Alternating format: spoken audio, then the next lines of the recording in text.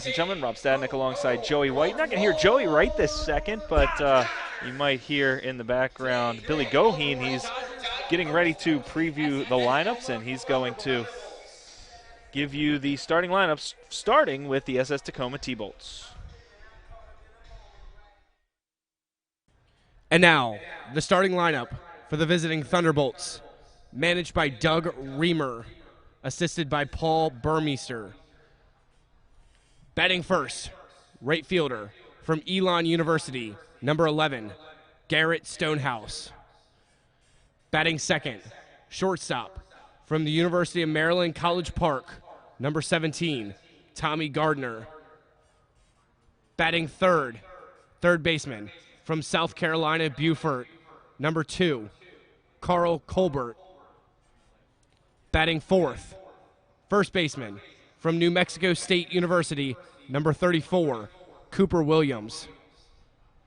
Batting fifth, the designated hitter from the University of Mississippi, number 1, Michael Fitzsimmons. Batting sixth, center fielder from Grambling State University, number 4, Ace Felder.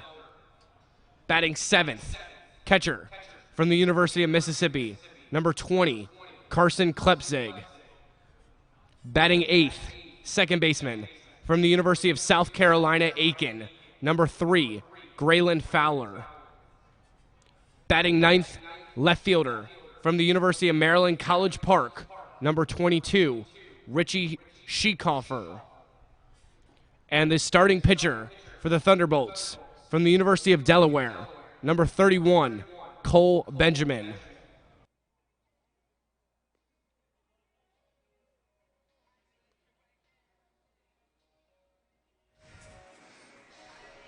All right, there you have it, the starting lineups for the visiting SS Tacoma T-Bolts. They currently hold the number 1 wild card spot here in the Cal Ripken League. The Baltimore Dodgers trying to catch them, only a half game behind and tied with 2 other teams for that final wild card spot.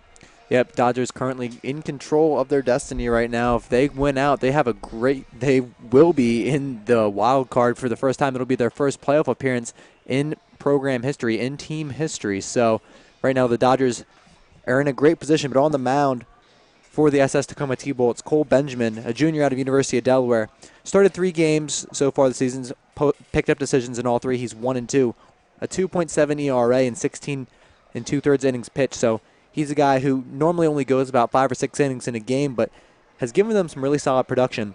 He's only had, of the 15 total runs that have been accumulated against him in his 3 starts, only 5 of them have been earned. So he's had some defensive lapses that have really cost him and his team in his starts, but he's a guy who's on the mound with a lot of confidence, who can really throw it down and then get some strikes for the T-Bolts today. Yeah, definitely not a big strikeout guy for the T-Bolts. 15 hits in his 16 2/3 innings, so he gets hit around a good amount. As you mentioned, the errors playing a big part of it, but that means they're putting the ball in play and not striking out, which can be good and bad. Of course, the pitch count maybe not as high when you're pitching to contact. The Baltimore Dodgers are going to be sending out Mark Michael. He was scheduled to start here on Friday, but we had a little bit of rain, just like we had today with a bit of an unorthodox beginning. The first voice you heard was mine, of course, but right away you heard the starting lineups because a bit of a strange start. We weren't sure we were going to get this one in. Mark Michael was supposed to pitch on Friday in the first game of a doubleheader, which gets rescheduled to tomorrow night, but he ends up going here tonight, and he's going to try and get the win for the Dodgers. Yep, another one of these really reliable guys in the Dodgers pitching staff. Definitely been the most solid part of the team this season, been the starting pitching.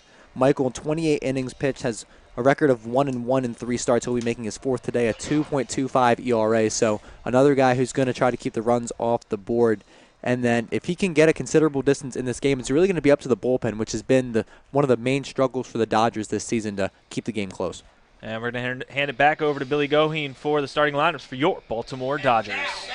The starting lineup for your Baltimore Dodgers, managed by number 4, Derek Brown, assisted by number 5, Juan Waters.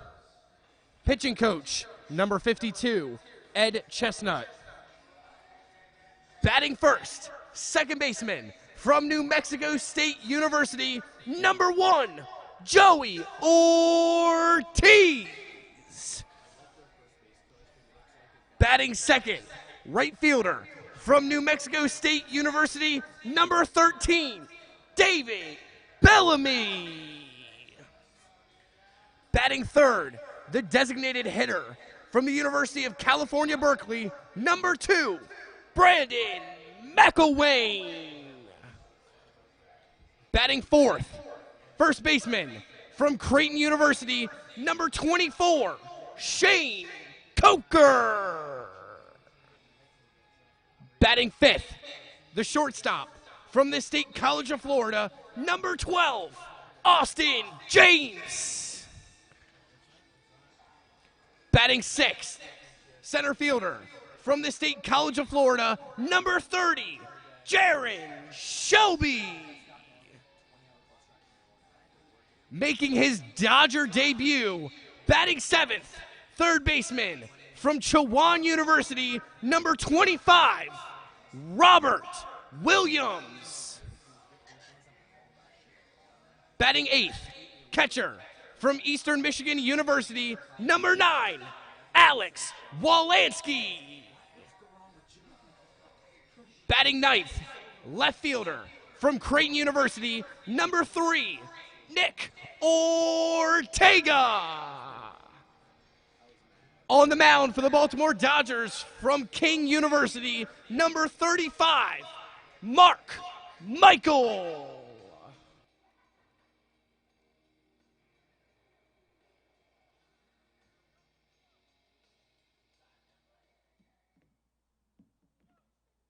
Ladies and gentlemen, at this time, please join our players and coaches in honoring America and celebrating our freedom and those that protect it, both here and away. Please stand, remove your caps for the playing of our national anthem.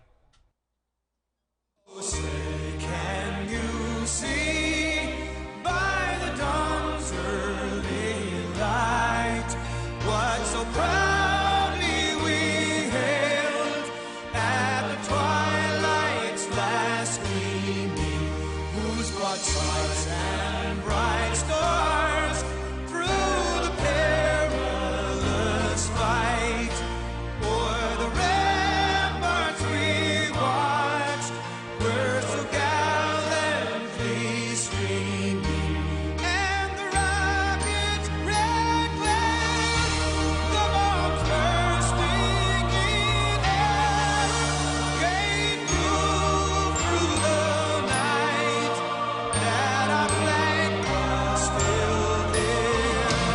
Oh, say does that star-spangled banner yet wave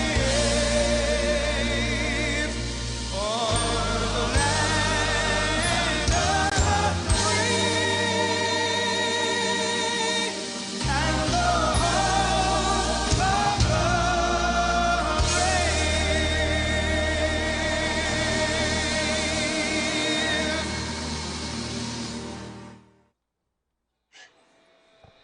Well, pregame festivities are over and done with. We're just about ready for baseball here as a rain in the area from 6 to about 6:10 put a bit of a question in everybody's mind as to whether or not we were going to have a ball game here tonight, but we are going to have baseball, and the Dodgers hoping to jump ahead of the SS Tacoma T-Bolts, who hold a half-game lead over them in the number 1 wild card position.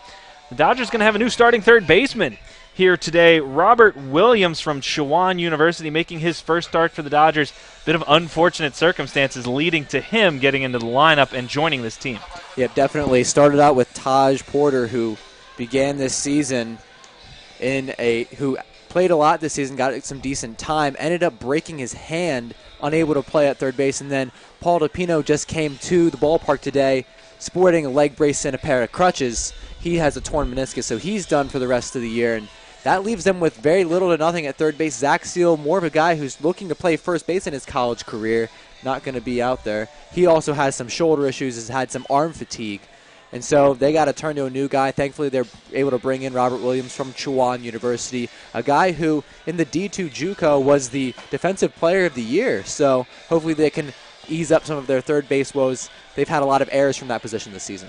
Yeah, as you mentioned, 2016, the D2 JUCO Defensive Player of the Year. So the Dodgers hoping to get some better defense than perhaps they've had throughout this summer. You mentioned a handful of errors over there, and we'll see what happens as he throws one across the diamond right here and had to be scooped by Shane Coker. So maybe just giving his first baseman something to deal with, maybe some jitters, and the baseball not coming out quite as clean. I'm going to take that graphic off for you. You can see the final pitch and the throw down to second base by Alex Wilansky, and we're just about ready for baseball as Garrett Stonehouse will come to the plate to lead things off for the SS Tacoma T-Bolts. Number 11, Garrett Stonehouse. Stonehouse entering his sophomore season after this summer at Elon University. Stands in from the right side of the batter's box, the right fielder today for the T-Bolts, wearing number 11 and doing quite a bit of ground maintenance before he even decides to stand in. And still doing some more. Now I think he's ready to hit the baseball as he stands in to face off against Michael, who will wind and deliver. Williams in front of the bag at third as a chopper foul towards our videographer, David Cranston, on the third base side. First pitch of the game, 7:07. So getting pretty close to that 7 o'clock time as a breaking ball just missing the outside corner. And the count even at a ball and a strike. Yeah, the rain helped the grounds crew do their job that they didn't have to water the field, so kind of expedited the process, got us started at a closer time to 7 o'clock. I'm sure everybody's happy with that as the 1-1 pitch is swung on a miss. Nice off speed there by Michael, had Stonehouse well out in front. Stonehouse in 2017 played in 29 games for Elon. He started 16, compiled a batting average of 136, so not the best average on the season for Stonehouse as he waits the 1-2. A breaking ball just missing, I guess, a little bit high to Stonehouse, and leaving the count at 2 balls and 2 strikes. Stonehouse, a native of Westport, Connecticut, is prone to the strikeout, 24 strikeouts this season. And he's going to stay alive here as he fouls one off to the right side. Over by the batting cages where the players took BP today because of the weather coming into the area. They didn't bring out the turtle and take normal batting practice on the field, so both teams over in the cage today before today's game. 2-2 pitch on the way. And there's a chopper towards third. Well, you come to the team, you're going to get tested immediately, and Williams passes his first test with flying colors, 5-3 putout to begin this game. Yep, just hit off the inside part of the bat there toward the handle. A smooth chopper down to Robert Williams, who throws it over Nick Coker for an easy out. I want to say Robin Williams. You put that in my head earlier. I want to say it's Robin Williams over there on third base. Obviously, that's not the case. I was going to take some bets on the over-under and how many times we said Robin Williams today. Should have asked him if he prefers Rob, because that maybe made it a little bit easier. But Robert Williams over at third, even with the bag right now, as Tommy Gardner will stand in and foul one off to the right again over by those batting cages. A couple wet spots here around home plate. It's really weird. I think those were mostly from when they were taking the tarp off. It looks like it's got chicken pox around the home plate mound, or the home plate mound, really? Around the home plate area as the 0-1 will miss down and away, evening the count at a ball and a strike to Tommy Gardner. Gardner holding his hands high in the right-hand batter's box, awaits the 1-1 from the righty Michael, and he'll take it on the outside corner for strike 2. A ball and 2 strikes. Michael quickly ahead here of the number 2 hitter for the SS Tacoma T-Bolts. Gardner's going to be a freshman at University of Maryland this upcoming fall. And he's going to hit one high into the air, and Williams going out. We'll see if he can get there. It's into foul territory, and it's going to land over by the mound.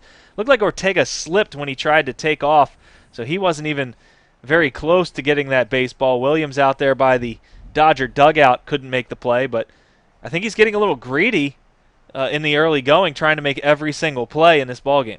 Yeah, I think he needs to calm down a little bit. He's brand new to the team. He's got to save some room for everybody else out there, right? And, well, the third base position has been kind of a horror position for the Baltimore Dodgers as far as injuries go, as well as maybe having a few too many mishaps on defense. And now a little looper over Ortiz's head. It's going to get down into right field for a base hit for Gardner, and he's on with one away, and that'll bring Carl Colbert to the plate. baseman from South Carolina Buford, number 2, Carl Colbert. So as Colbert steps in, a sophomore from the University of South Carolina at Beaufort. A Hyattsville, Maryland native. Another right-handed hitter for this T-Bolts lineup as the Dodgers infield at double play depth. And Michael working from the set. And his fastball is going to miss down and away.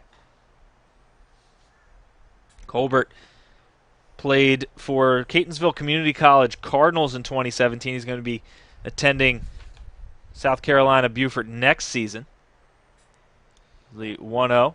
That's going to miss down and away as well. 2 balls and no strikes to the 3-hole hitter for the T-Bolts. Played in 51 games for Catonsville, compiled a .368 batting average. So a good player to have in your 3-hole. And he's going to get a base hit here as the broken bat liner, it sounded like a broken bat, gets through up the middle. And the T-Bolts have runners at first and second with just 1 away, and their number 4 hitter coming to the plate. A nice piece of hitting there by Carl Colbert. Just kind of stuck the bat out there in front of the ball. Didn't try to pull it, just put it right back up the middle where it came. Austin James unable to get to it with his glove, and that's going to put 2 on and 1 out quickly for Mark Michael. Cooper Williams standing in. Williams, teammate of a pair of Dodgers, Joey Ortiz and David Bellamy at New Mexico State University. He's going to be playing in his 2nd season with the Aggies come next spring. He swings and misses at a breaking ball by Michael, the first left-hander Michael's had to face in this game. Played in 13 games this season, his freshman season. He started 13 games. And the 0-1's going to miss inside. Hit .250, scored 8 times, and drove in 10. He's got a chance to get an RBI here. The runner at second base and just 1 away. A couple of singles against Mark Michael. And 1-1. And that's going to miss outside with the fastball. 2 balls and 1 strike to Carl Colbert.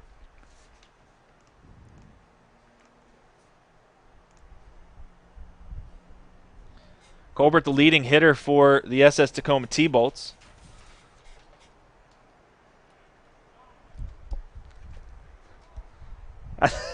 I've been saying Carl Colbert for the last 5 minutes. Yeah, my fault. Cooper Williams. I'm like looking here, writing it right next to his name, and I'm still talking about the guy before him. Well, Colbert is the leading hitter, and he improved his average there on the base hit just a moment ago. Now Williams, Cooper Williams, too many C's, I think that's what it is, swings and misses at the 1-1. 2 balls and 2 strikes to Williams. The New Mexico State stuff was right. That was Cooper Williams, is just saying the wrong name. Williams batting .281 this season for the T-Bolts this summer. And he's going to run the count full as the delivery missing well outside from Mark Michael. Looked like an off-speed pitch, maybe a changeup missing the outside corner. Michael, as Joey mentioned earlier, one of the more reliable starters. He's probably the number 2 starter for the Dodgers this summer outside of Josh Hedgeka. 3-2 pitch on the way. That's a fastball right in there for strike 3, and Williams thought he was going to take his place over at first base, but that looked pretty good to me. I mean, obviously it looked good to home plate umpire, but didn't really look that close to a ball. Yeah, he threw that bat farther than he ran down the first baseline. I don't know. Like you said, we can't judge elevation from this high up perch here at Joe Cannon Stadium, but it was right down the heart of the plate. He might have thought it was a little bit low, but a really good pitch from Michael to get Williams out. Yeah, definitely one you got to protect on. You think you gotta have confidence you know the strike zone, but when the ball's that close, you got to try and fight it off as Michael Fitzsimmons stands in and takes a breaking ball off the outside corner. Now runners at first and second and 2 away. It's Fitzsimmons, the designated hitter tonight for Silver Spring. As Michael will come set and check the runner at second, and he'll come home. And a swing and a miss, evening the count at a ball and a strike.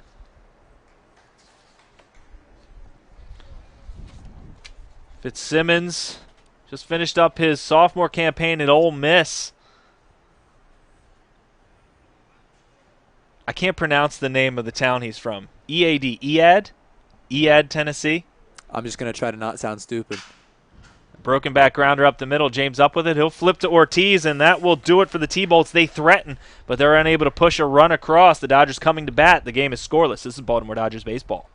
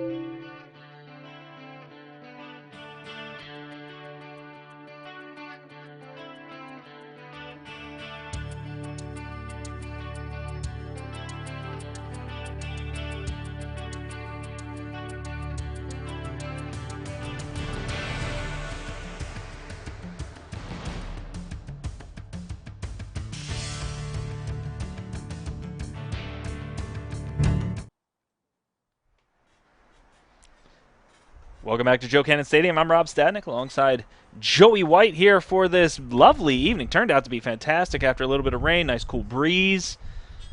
Baltimore Dodgers baseball. Dodgers coming into the game 14-20. SS Tacoma 15-20. Battling for one of those two wild card spots. We're in a scoreless ball game, and we're in the bottom of the first inning as Joey Ortiz will come to the plate to take his first crack at Cole Benjamin, who's on the hill tonight for the T-Bolts.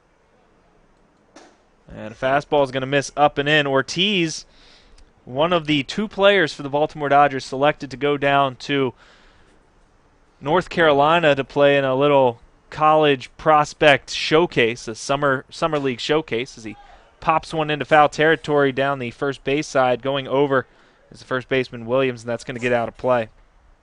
Ortiz showed pretty well, as both Dodgers players did down there. Ortiz went 2 for 7, drove in a run in those two games. Unfortunately, the Cal Ripken League went 0 for 2 in that showcase, so a bit unfortunate for the Cal Ripken League not having a little bit better showing there, but the Dodgers players did pretty well. There's a ground ball towards second. Fowler picks up the slow roller, and he's going to throw wide to first base, and reaching back to tag the bag with his glove is Williams. A little bit Chuck Knoblocky there by Fowler, as he almost overthrows his first baseman from second base position. Yeah, pretty athletic play there in a bit of an unnecessary way by the first baseman Williams to get the out. I guess 1 out's 1 out, no matter how ugly it looks. Yeah, but could be something to keep an eye on moving forward. Could just be the first throw of the game, as David Bellamy stands in. Makes a fastball up and away. Benjamin is making his 4th start of the season. All of his appearances have been starts. This is the 26th game for the T-Bolts. Or excuse me, the 36th game for the T-Bolts. My apologies. The fastball's in there for a strike. And this is just his 4th start of the season.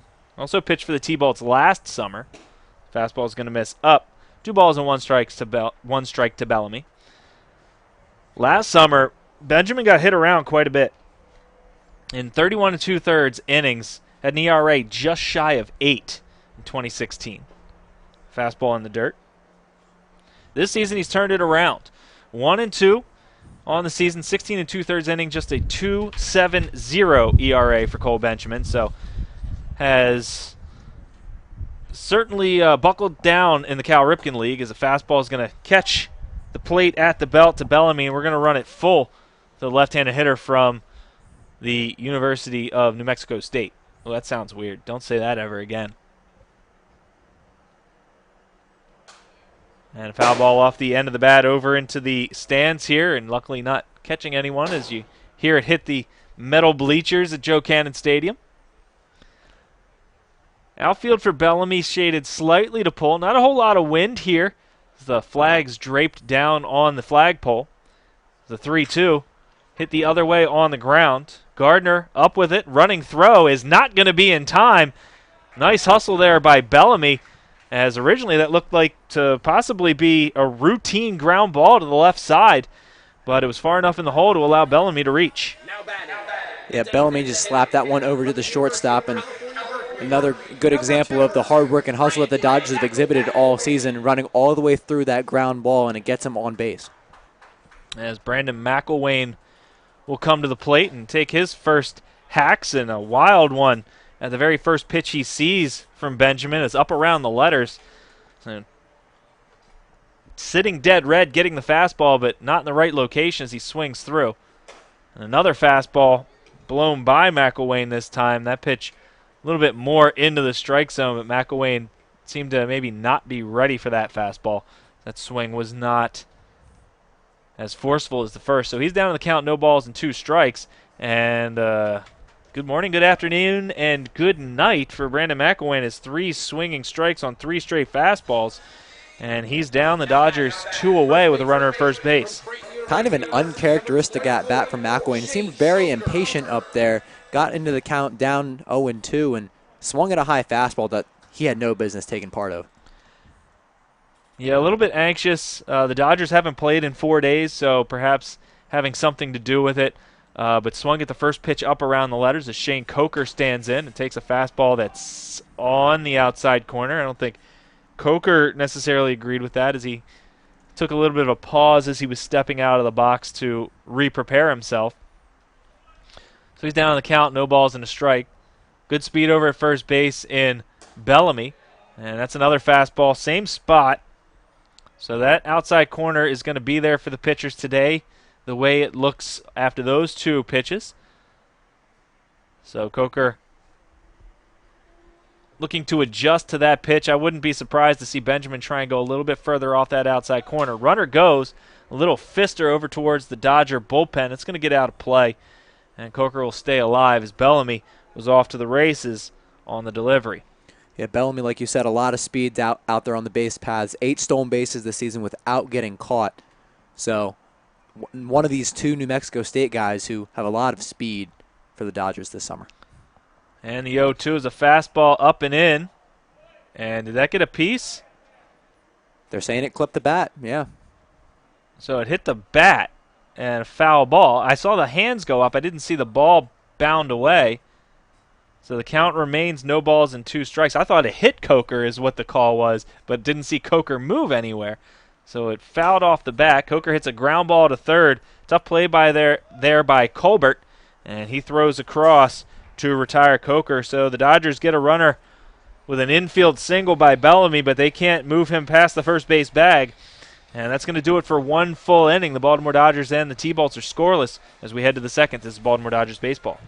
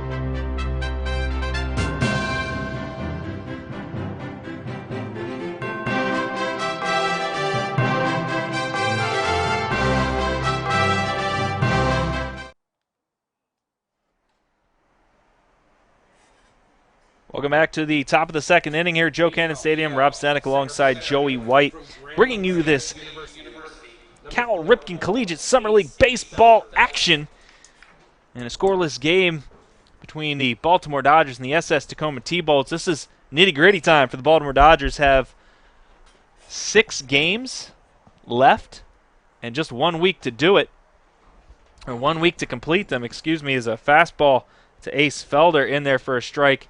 Felder leads off this inning for the T-Bolts.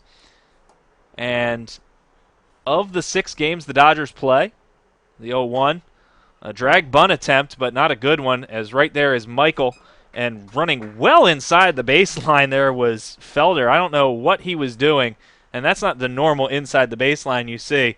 He had to jump back to his right just to get to the first base bag, but he's retired on the 1-3 putout.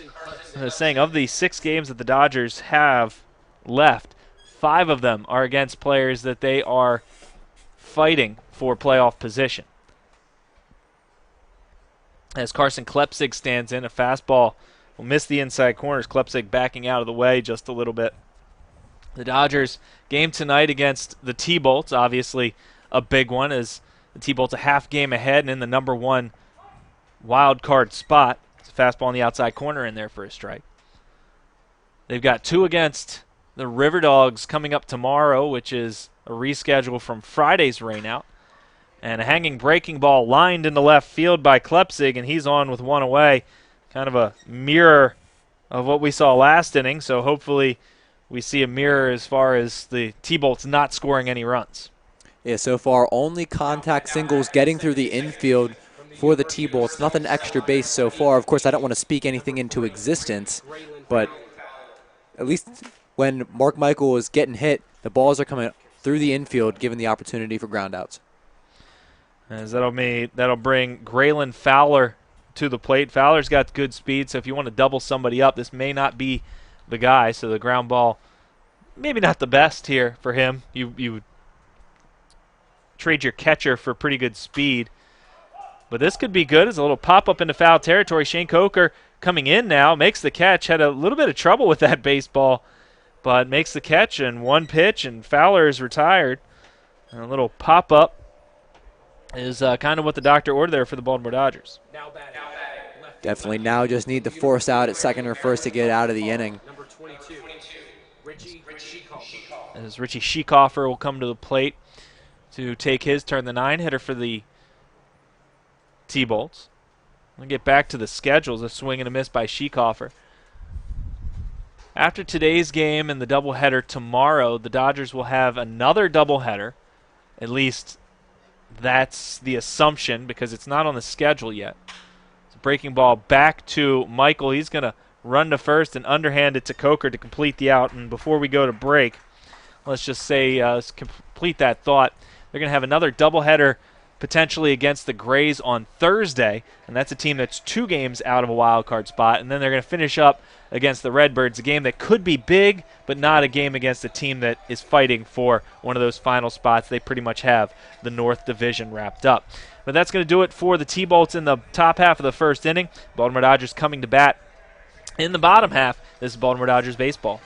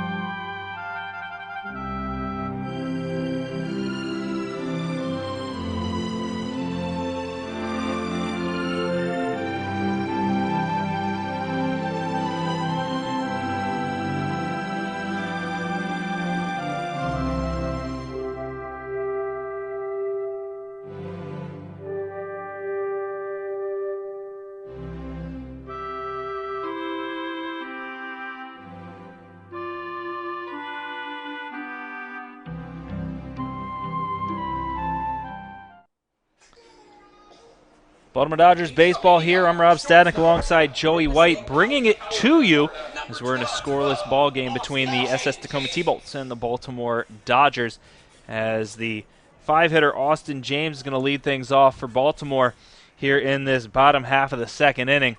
They were able to get a hit on an infield single by Bellamy in the first, and not able to move him past there as James takes a fastball up and away. 1 ball and no strikes to the shortstop from the State College of Florida as he swings and misses at a fastball.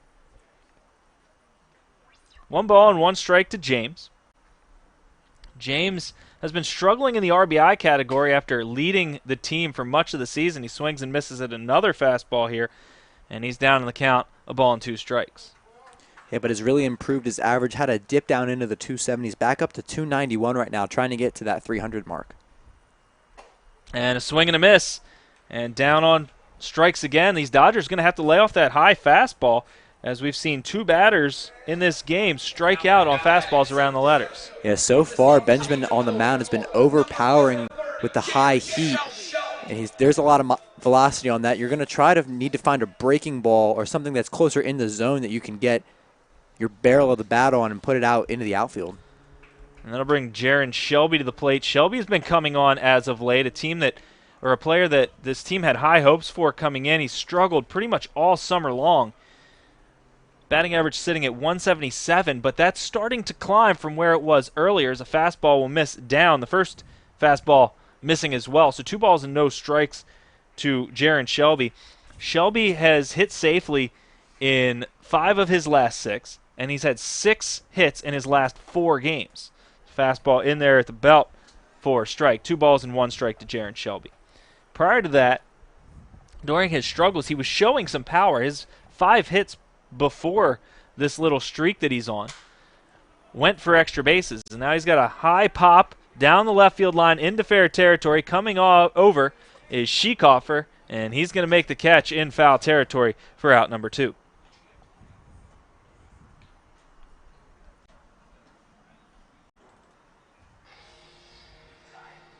Now batting. Third baseman from Chowan University, number 25, Robert Williams.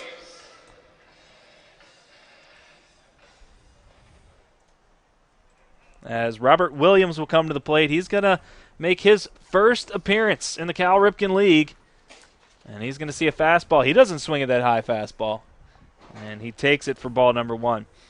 Williams is going to be a senior at Chowan University next year. He appeared in 22 games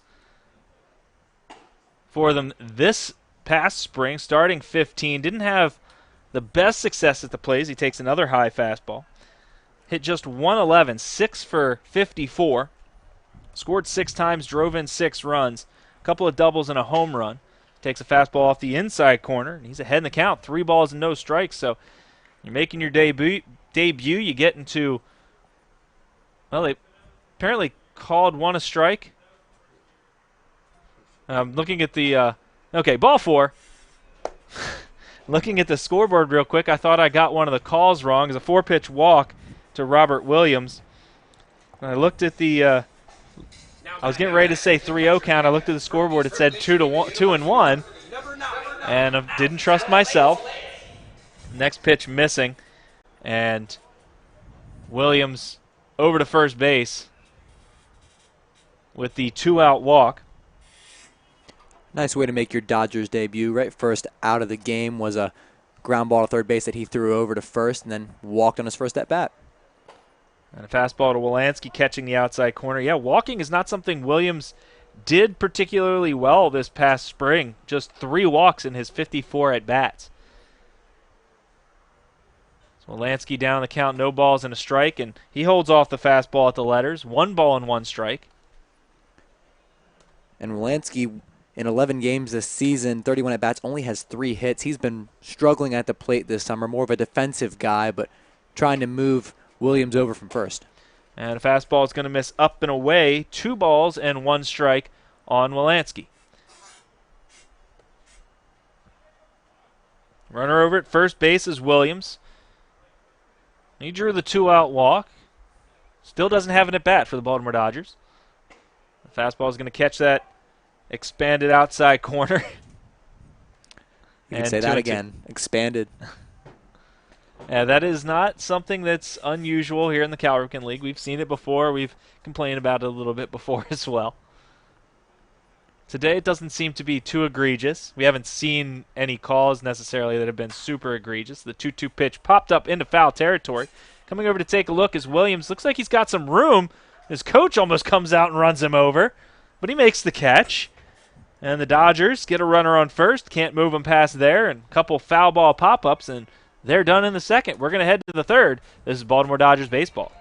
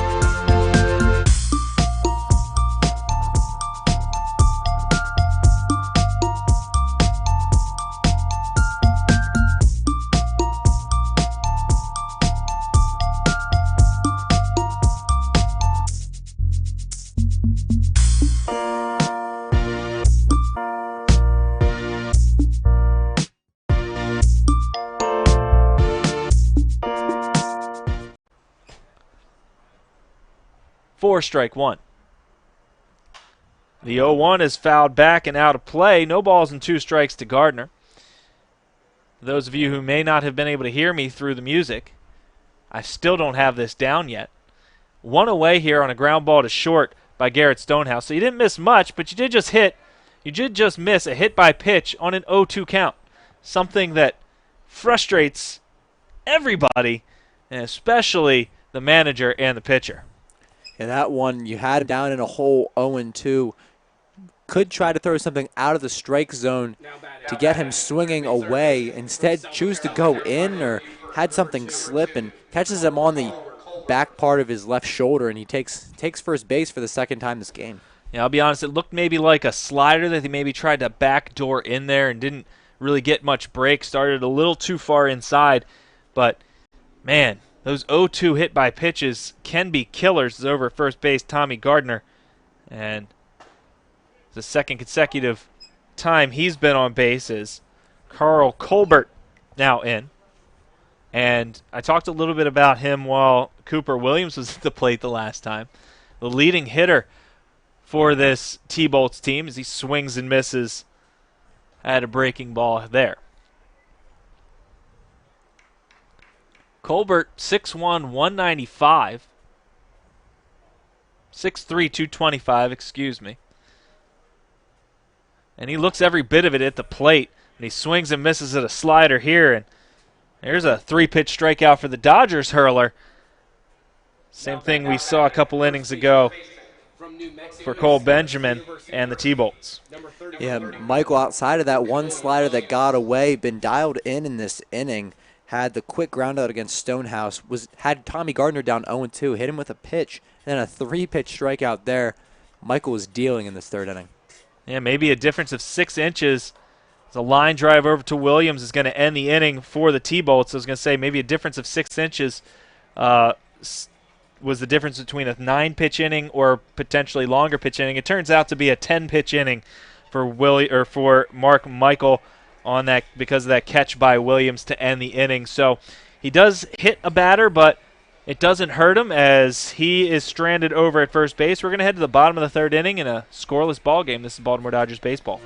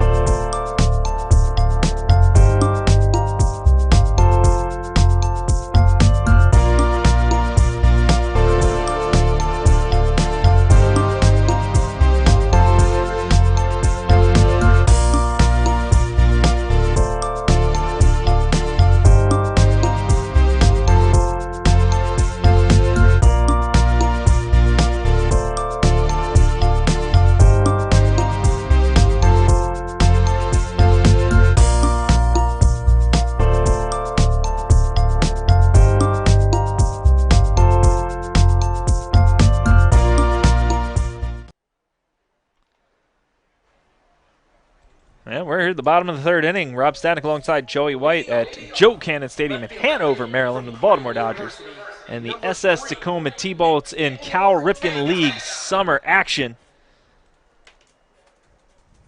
As the 9, 1, and 2 hitters for the Baltimore Dodgers scheduled to appear.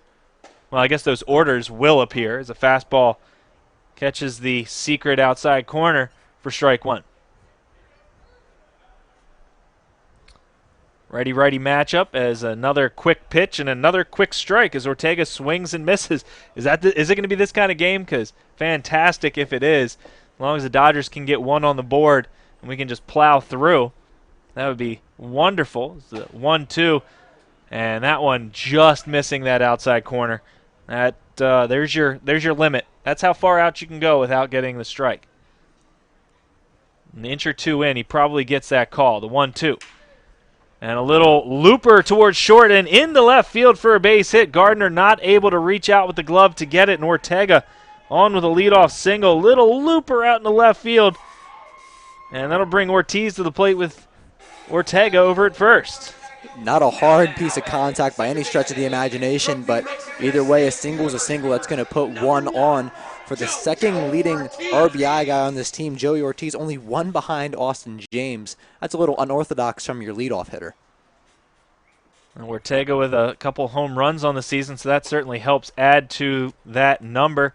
Is a fastball catching the outside corner, and Ortiz, I think, starting to see what maybe some of his teammates have seen so far. And you look back at the home plate umpire, not a huge fan of that call. And just looking right now where the home plate umpire is set up is Ortiz reaches for one and pokes it foul down the first baseline. Normally they'll set up off the inside shoulder of the catcher, like on the inside corner. The home plate umpire today is well off that inside corner, so he's going to get a pretty bad angle at that outside pitch. So he's setting up way, way inside. So that's probably a good reason why we're seeing that outside pitch called as a fastball is going to miss. I don't usually, analyze umpires like that. It's just something I noticed this last pitch to Ortiz. Runner at first base is Ortega. He led off the inning with a single, and Ortiz trying to duplicate that as he pops one out into right. Stonehouse right there now coming in the sun, makes the catch. Why the glasses on there if you're not going to put them over your eyes without number one? Now that the Dodgers are all the way through the lineup one time, they've seen where the home plate umpire is calling that outside corner strike, and they're going to have to adjust. The Dodgers have had some games this season where they've not adjusted to the strike zone, and it's cost them a lot of great opportunities, especially in what could be a low-scoring ball game today with two great pitchers on the mound. And then I'll bring David Bellamy to the plate. This is a player that we've seen that likes to try and bunt for hits. As the runner is off with a pitch, throw down to second is not going to be in time. As a matter of fact, it gets into center field. Ortega heading to third. He's going to hold up right there. As coming in is Felder to pick up the errant throw from Klepzig. So stolen base for Ortega, and he's going to head down to third base on the error by Klepzig. And the Dodgers are in business here with the runner at third base and just one away. Definitely Bellamy sitting in the left-handed batter's box, a fly out to the outfield. If it gets deep enough, brings Ortega home more than likely with his speed. And Bellamy with 11 runs batted in on the season, number 12 staring him right in the face, quite literally, as he can see the runner at third base as he stands here. And the T-Bolts bringing the infield in, expecting this to be a low-scoring ball game, as a foul ball here by Bellamy.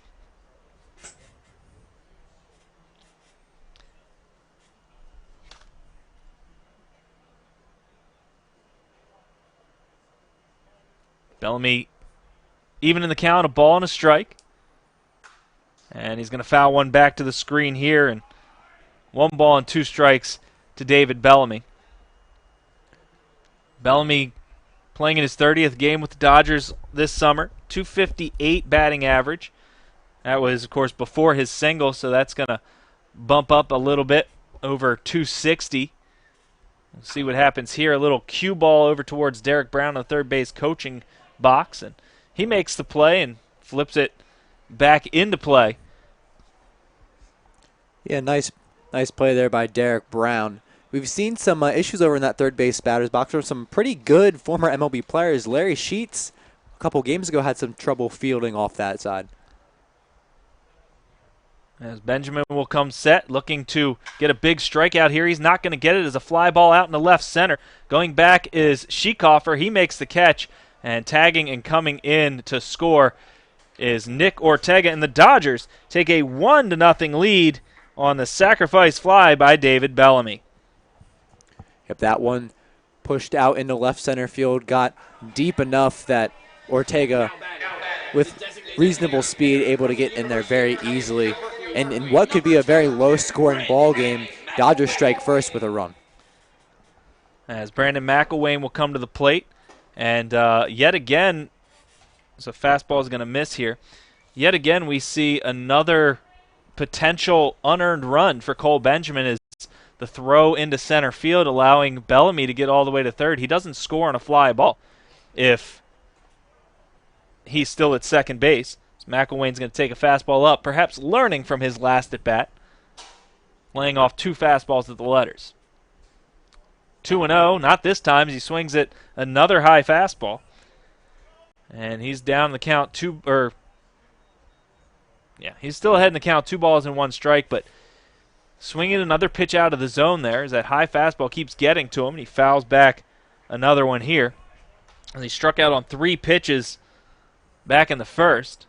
Now he's even here, 2 balls and 2 strikes. The Dodgers strike first with a run here in the bottom half of the third. And McElwain's going to try and keep things going for the Dodgers as he runs the count full as a fastball missing the outside corner.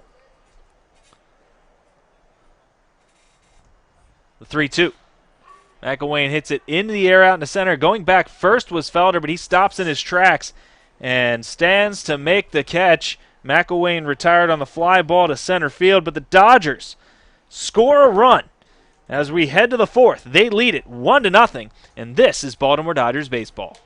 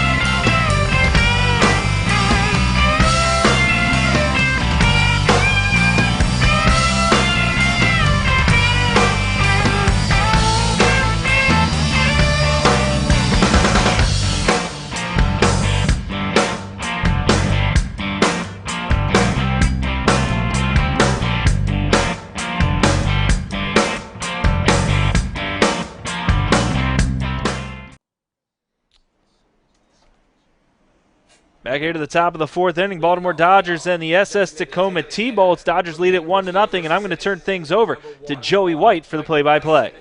Thank you very much, Rob. Score again currently 1-0. Dodgers took a one-run lead on a sacrifice fly by David Bellamy in the bottom of the third. As the first pitch Michael Fitzsimmons sees is driven out into left center field, and Jaron Shelby comes over to make the catch for the first out of the inning. One down quickly for the SS Tacoma T-Bolts. As I was saying, Nick Ortega got on with a bloop single, stole a base, and a throwing error by the catcher. Carson Klepsig brought him all the way around to third, and then David Bellamy, the Dodgers right fielder, drove him in with a sac fly out to left field. Puts the game at 1-0.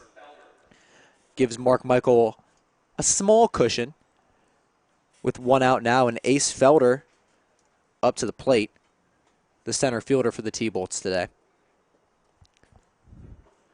And the first pitch the lefty sees is going to be low for a ball. Last time Felder was at the plate, he tried a drag bunt down the first base line, didn't get it close enough to the chalk. Mark Michael was able to field it cleanly and get the first out of that inning. He swings through the second pitch, and that's going to be a strike, putting the count now at 1-1. Felder this season for the T-Bolts, hitting .243, no home runs, 13 RBIs, 13 walks, 13 strikeouts. A lot of 13s there. He almost squares up to bunt, pulls it back quickly. Now puts the count at 2-1. As I was saying, a lot of 13s there. Has a decent amount of speed on the base path. 7 stolen bases this season as he sees a pitch go inside. Puts the count at 3-1. Good hitters count for Felder. Felder out of Grambling State, hit .252 for Grambling State this season, a criminal justice major. His dream job, he wants to work for the FBI. And he sees that one, clearly a high fastball, makes it ball 4, a 5-pitch walk from Mark Michael, puts one on and one out. Yeah, good job of investigative work there by Ace Felder to work that walk. There you go, as Rob Stadnick with a nice pun there every once in a while. It's good to have him on the color commentary, and that's going to bring up Carson Klepsig, the catcher. First pitch is going to be outside for a ball. Klepsig was behind the plate when Nick Ortega tried to steal second. His throwing error brought him around to third, and then David Bellamy drove Ortega home for yet another unearned run for their starting pitcher, Cole Benjamin. As the next pitch he sees is hit right at the center fielder, Jaron Shelby, who makes the catch easily, doesn't have to move very much for the second out of the inning. Yeah, a couple outs here recorded by the center fielder, Shelby. Both balls hit fairly hard, but holding up high enough and long enough for Shelby to get under him. That one not much of a effort needed to be made by Shelby, but nonetheless, 2 away for the T-Bolts. Now that's going to bring up Grayland Fowler, the second baseman today for the T-Bolts. First pitch low and outside for a ball, 1-0 the count.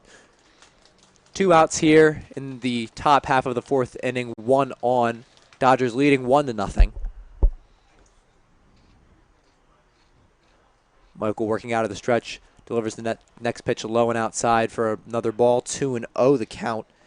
Fowler this season has been struggling, hitting 188 on the season, but that wasn't the case when he played for the T-Bolts last season. He actually was an all-star for the North Division. He hit 277 with 27 RBIs last year for the T-Bolts. That pitch is high and inside. Fowler thought about swinging through, checked his swing, puts the count at 3-0. So Fowler's a guy who has been able to produce for SS Tacoma in the past, has had some offensive woes in his second year with the team. As he takes that pitch all the way, that goes down the heart of the plate for a strike, 3-1 the count.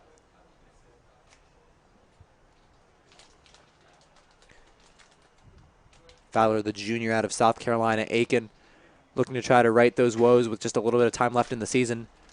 But he sees that one for what it is, a ball low and inside at the feet. A second walk for Michael in this inning puts 2 on with 2 out.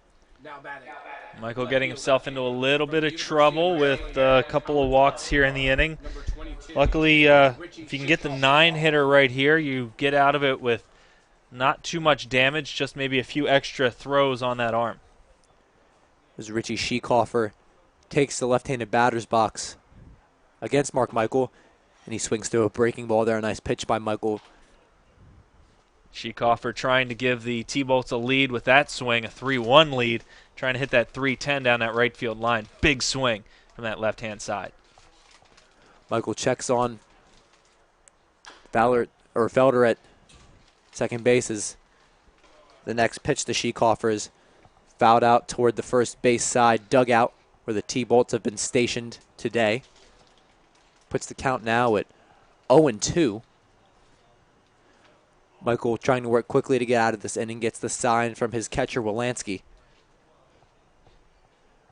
Schiekofer, the 9-hole hitter, trying to get a run on the board, knot this game up at 1 apiece. And he fouls that one back into the fence. Good job protecting. Keeps the count at 0-2. Schiekofer, one of 2 guys on this Tacoma Thunderbolts team who's going to be joining the Maryland Terrapins at College Park, another rising freshman.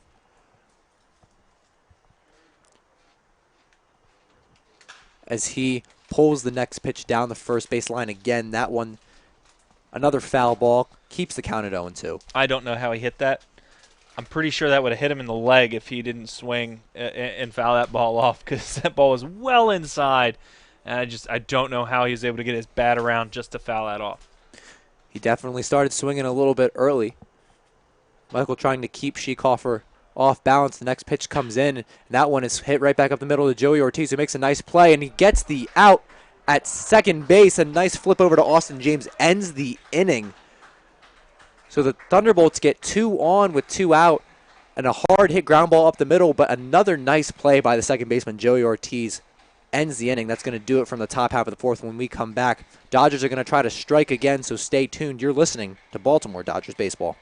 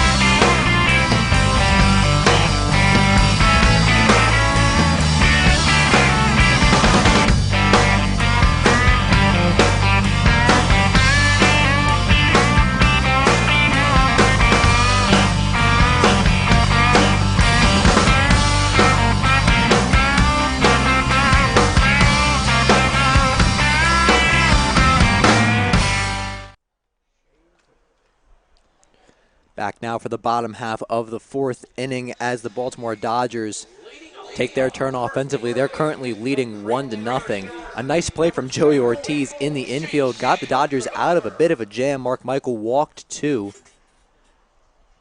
He was able to strand both of them thanks to the nice play of his second baseman. Shane Coker now is going to take the plate for the Dodgers, the first baseman today, and he hits one hard.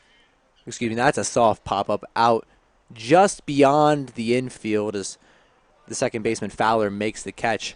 Thought it was hit a little bit harder off the bat, got underneath that one for the first out of the inning. Yeah, it fooled me too. I thought he got a good bit of that. I thought it was going to be a fly ball out into right. Now back. But it ended up going straight up into the air. Definitely looked like he got a little more of that than he did. I'm going to go back to that play at second base. That's a play that is a superstar type of play out there at second base. That's Altuve style defense right there for Joey Ortiz. One of the reasons why he was named to the Cal Ripken League All-Star team as well as participated in that South Showcase earlier this week. His middle infield partner Austin James now takes the plate. He swings through another pitch. Puts the count now at 1-1. He swings at another. That one again fouled back into the metal bleachers. Puts the count at 1-2. James leads the team with 24 RBIs, although he got the majority of those earlier this season. Has had a bit of a dry spell. Again, his middle infield partner Joey Ortiz just one behind him with 23.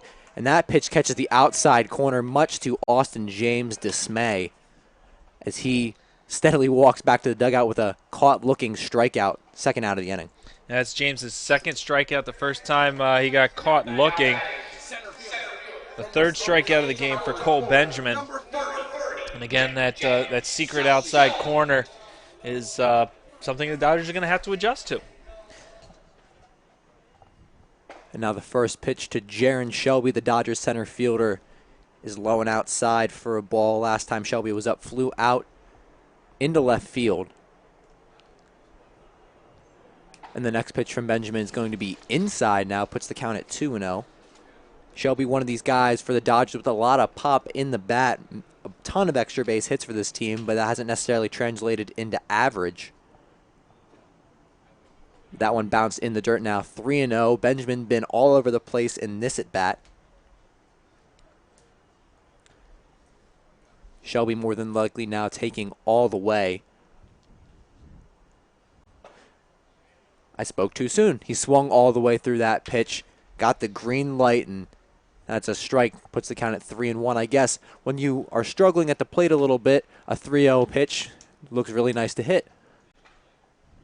But not necessarily that one, as Jaron Shelby takes a walk on over to first base. Yeah, that ball getting in the dirt and getting away from Klepsig. I don't know if Shelby realized it. Not that he was going to go to second anyway, but usually you'll see the runner sprint down to first and maybe take that look. Jaron Shelby hasn't run a lot this year, but he definitely has the ability to run. He's got speed and power, and this would be a good spot for him to try and run. We've seen it in center field, him tracking down fly balls all season. He's got the speed to do it. Robert Williams is going to try to help bring him around, the newly welcomed third baseman for the Dodgers today.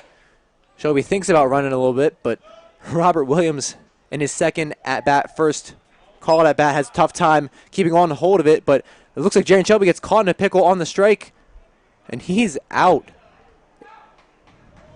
So Robert Williams lost control of the bat, but that doesn't mean the play was over. That doesn't mean that the ball was dead. Jaron Shelby still took his good time getting back to first base, and he ended up getting caught in a rundown that ends the inning for the Baltimore Dodgers. Yeah, a bit of an interesting play there. Just caught napping over at first base. Jaron Shelby, Derek Brown's going to come down and talk to the home plate umpire.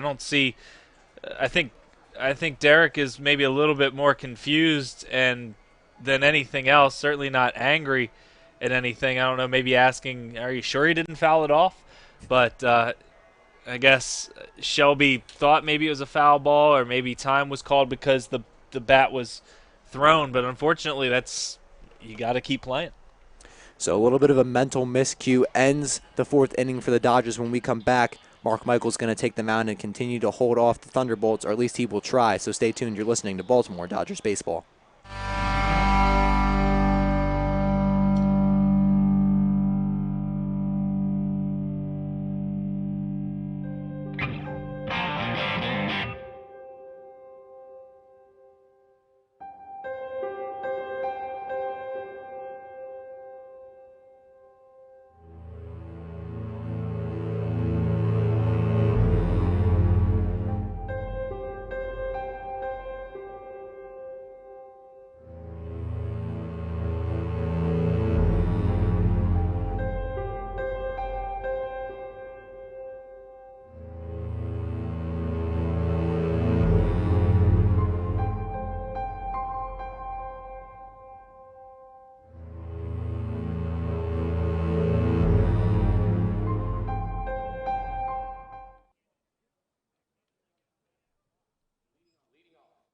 From Elon University, number 11, Garrett Stonehouse. Top of the order for the T-Bolts here in the top of the fifth inning as the Baltimore Dodgers lead this game 1-0. When you last saw what was going on, we had a thrown bat and a pickle down on the first base line that ended the inning for the Dodgers as Stonehouse is very much ahead of that one, hits that one into the screen, into the fence down the third base line for a strike. That's actually pretty impressive. The ball hit the fence and then went out the little tiny gap in the fence. And that pitch is thrown well behind Garrett Stonehouse, who tried to get out of the way whichever way he could. Another little wild situation there from Michael on the mound. Yeah, the way to get out of that one was to go forward, which isn't usually the case. I think maybe we need to find a different pitch for Mark Michaels. That's twice that slider's gotten away from him. 1-1 count here is fouled back into the stands as you hear the ball trickle down the metal bleachers in Hanover. Count at 1-2. Stonehouse, the leadoff hitter today, the right fielder, with a pair of ground ball outs as he chops that one back for another foul ball. Count at 1-2.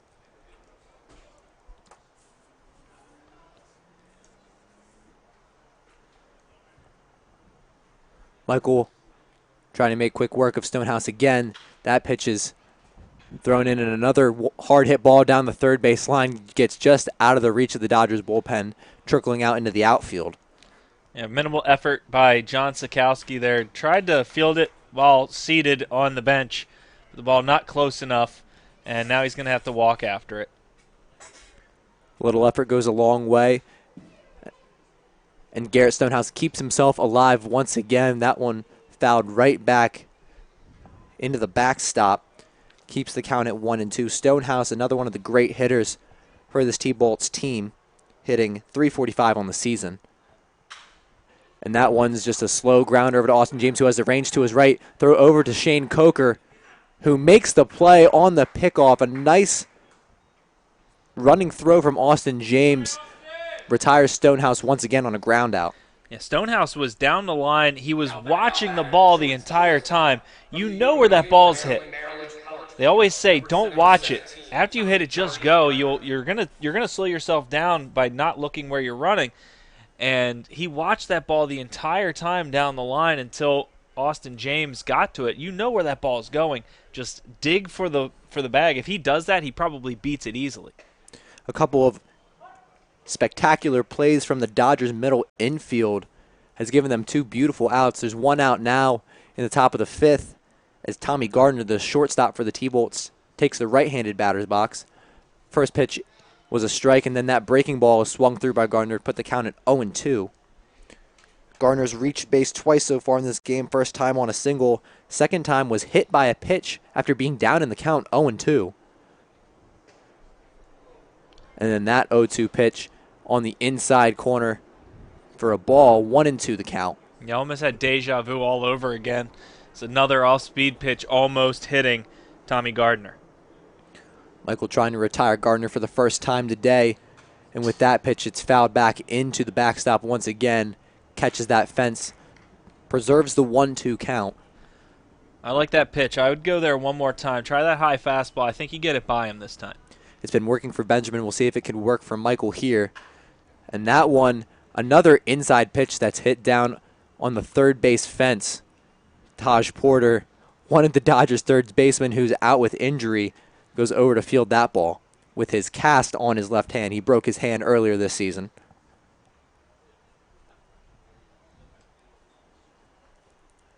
So Porter able to pick up some work over there on the third base line. Michael fires in the 1-2 pitch, and that one is tipped into the glove of Alex Wolanski, who is able to hold on to it, and that's another strikeout for Mark Michael. 2 out here in the top of the 5th inning. Yeah, his third strikeout of the game after that pitch inside to Gardner, a couple pitches inside the high fastball. He goes away with that breaking ball, and he's able to get Gardner kind of waving at it, and he gets the strikeout. And that's going to bring up Carl Colbert, the third baseman for the T-Bolts, with 2 out in this inning. The first pitch hit into the screen is going to drop down onto the metal bleachers behind home plate. 0-1 the count. Carl Colbert 1 for 2 on the day, had a single in the first inning, struck it out in the third. And that's a chopper that's fielded on the one hop over there by Robert Williams, who makes a nice throw over to Shane Coker to get the out. So a couple of nice plays so far in this game by the newly acquired third baseman, Robert Williams. That one gets the Dodgers out of the inning. Another scoreless one from Mark Michael. When we come back, the Dodgers going to try to add more runs onto that column. So stay tuned. You're listening for Baltimore Dodgers Baseball.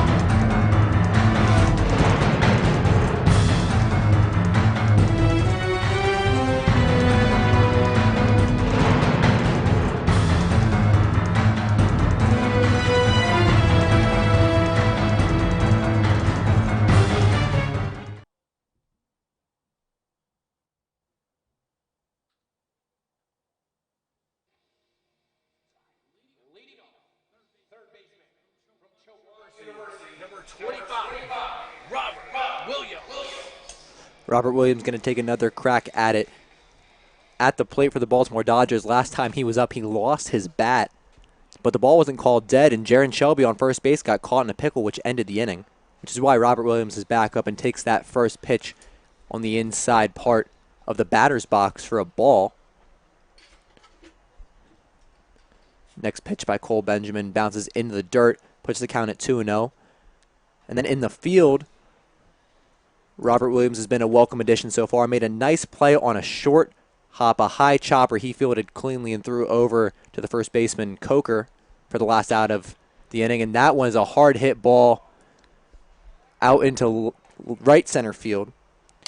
Ace Felder is over to make the catch, but doesn't change the fact that it was solid contact. Either way, that's going to be an out. First official at bat on the season for Robert Williams, a fly ball out to center, but he has been on base with the walk in his first time up. And that's going to bring up the catcher, Alex Wolanski, for the Baltimore Dodgers out of Eastern Michigan University. Last time he was up, had a pop-up down towards the T-Bolts dugout that nearly was ruined by one of the assistant coaches for the T-Bolts, who seemed to almost try to get out of the way, but pretty much got in the way. As the first pitch is fouled out of play by Wolanski, count 0-1. Benjamin working out of the stretch. Fires that one low and That's actually going to be in for a strike on that. Sorry, that's going to be a ball. 1-1 the count. I questioned myself there. I did what you did earlier, Rob. I shouldn't do that. That one's going to be low and inside, puts the count at 2-1. Wolanski, as mentioned earlier, a great defensive catcher, has a good rapport with this staff. Is having a tougher time at the plate. 3 hits and 32 at-bats so far this season for the Dodgers, trying to pick up yet another. And he ropes that one hard down the third base line, but it's going to be well foul. Was just a little bit ahead of that one, but got all of it. Part of the reason why you only get 3 hits on a season, sometimes you hit them hard and just way too out in front or too far behind. That's why baseball is such a tough game. Trying to hit a round ball with a rounded bat. One of the hardest things to do in professional sports. As he protects on that and fouls it back into the screen behind home plate. Keeps the count at 2-2. Although I've heard people say hitting a golf ball is harder than hitting a baseball, but a golf ball is not moving at 90 miles an hour. It's easy to hit the golf ball. It's not easy to hit it where you want to. And that one's going to be a towering fly ball that goes out of play. As you hear it bounce right overhead of us here, count at 2-2. That's true. The golf ball sits in one spot, and it's hard to hit straight, but it's definitely not coming at you 85 miles an hour with some movement, as that one does, and it catches the outside corner, and Wolanski goes down looking for the second out of the inning. Now we're calling that the secret outside corner. That's what it is. It's the secret outside corner. You know, like when you go to McDonald's or Chipotle or something, they have the secret menu that you don't really know about, but it's actually there. That's what that is. I don't know how it's a secret anymore. It's been well documented that the home plate umpire is giving them that outside corner as Nick Ortega steps up to the plate and tips that one into the catcher's glove for a strike. Ortega scored the only run of this game, reached on a single as he hits that one out into right field, and the play is made by Garrett Stonehouse to end the inning. So that's going to do it here. Dodgers unable to score a clean inning on both sides. The T-Bolts 3 up, 3 down. Dodgers 3 up, 3 down. So when we come back in the top of the 6th, Thunderbolts trying to get some runs on the board. So stay tuned. You're listening to Baltimore Dodgers Baseball.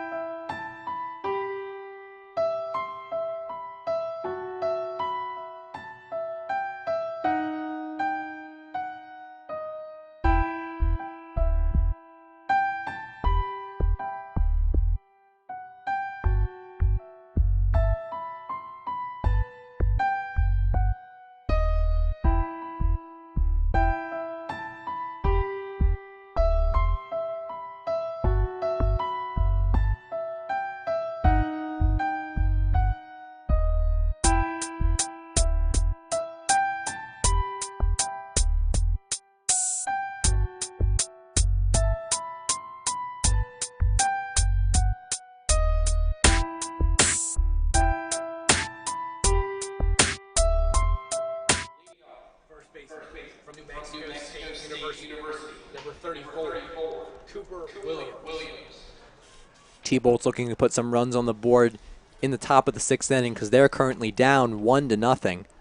Only run of the game came on a sac fly from David Bellamy in the bottom of the 3rd that brought Nick Ortega home. As the first pitch from Mark Michael gets that outside corner, not the secret outside corner, as this is a lefty in the batter's box who gets it out in the right-handed batter's box for an outside strike. That one goes right down the heart of the plate, and that puts the count at 0-2. So quickly ahead is Mark Michael against Cooper Williams, the T-Bolt's first baseman today. That breaking ball is going to be low and outside for a ball. Williams 0-2 on the day, struck out in the first and lined out to Dodgers third baseman Robert Williams.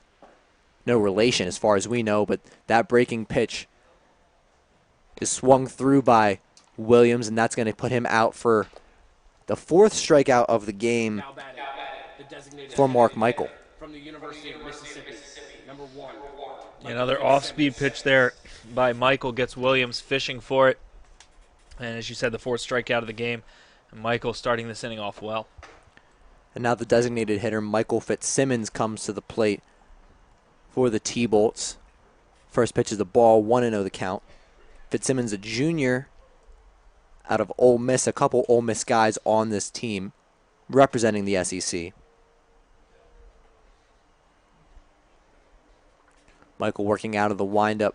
He reaches back and fires, and that one's gonna get that secret outside corner. Puts the count at 1-1.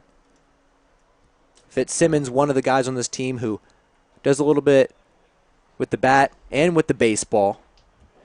As he's a pitcher as well, he swings through that pitch, puts the count at 1-2. On top of being an infielder and designated hitter in this game for the T-Bolts, has appeared in 6 games as a pitcher. Only appeared in 7 1/3 innings. As that one is roped out into left field, Nick Ortega able to come underneath that one easily for the second out of the inning. And Fitzsimmons way out on his front foot there. Got a good piece of it, but hit it into the air. And Ortega making the catch, no problems. Around the Cal Ripken League, Dodgers getting a little bit of help from the DC Grays, who are currently 2 games behind the Baltimore Dodgers. They are up 4-1 on the Braves. That game in the bottom of the 4th inning. The Big Train not giving any help as they trail 1-0 against the River Dogs. Dodgers again just in playoff contention on that wild card spot right now as we speak. A win here and a loss around the league would do the Dodgers a ton of help.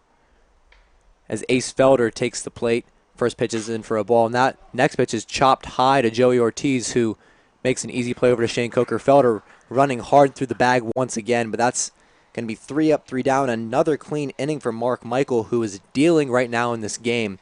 So when we come back in the bottom half of the 6th, Dodgers going to try to get him some more run support. So keep listening to Baltimore Dodgers Baseball.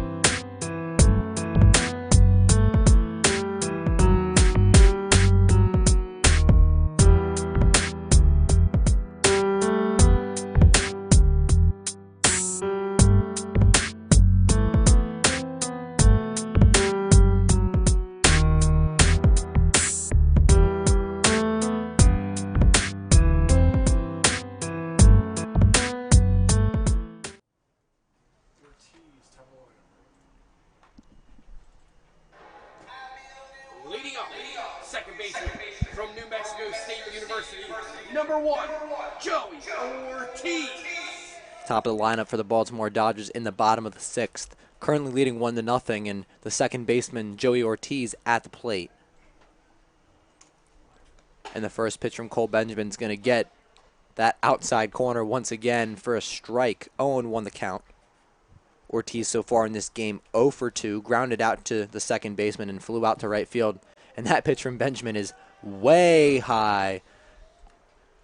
Has been very effective with that high fastball today. That one not nearly as much, over the head of the catcher Carson Klepsig. Puts the count at 1-1. Joey Ortiz ropes that one hard and high down the third base line, but that's going to get out of the field of play, out of playable position for a foul ball. 1-2. Just a little bit ahead on that one. Ortiz was meddling around the 300 mark for a lot of this season, has climbed way up to 323, the highest batting average on this team, as he pokes that one out onto the tree down the first base line, keeps the count at 1-2. Ortiz currently on a 6-game hit streak, 4 multi-hit games, as that one's going to be a high pop-up into the outfield. Underneath that, cleanly a She-Coffer for the first out of the inning. Yeah, you mentioned that 6-game hit streak. 13 of 28 in those 6 games for Ortiz. His New Mexico State teammate now, David Bellamy, is going to take the plate. Bellamy, who seen a lot of action for this team, especially when Brandon McElwain resorted to being a designated hitter for a while with a hamstring injury. Bellamy stepped in and did a great job in the outfield. First pitch is going to be low for a ball, 1-0 the count. Bellamy playing right field once again today. His average has steadily climbed. He was below that Mendoza line. Next pitch fouled back for a strike. 1-1 the count. Was down below the Mendoza line, as I was mentioning earlier, now up to 258. Before this game started, it's going to be higher than that after the single he had today. 1-1 to Bellamy. Benjamin reaches back and fires, and that one's going to be in for a strike down the heart of the plate. Bellamy also the only guy on this team to drive home a run. Had the sac fly in the bottom of the third inning to put the score at 1-0. He's going to try to protect here. The count 1-2. Pitch way inside. Bellamy hops out a little bit, puts the count at 2-2.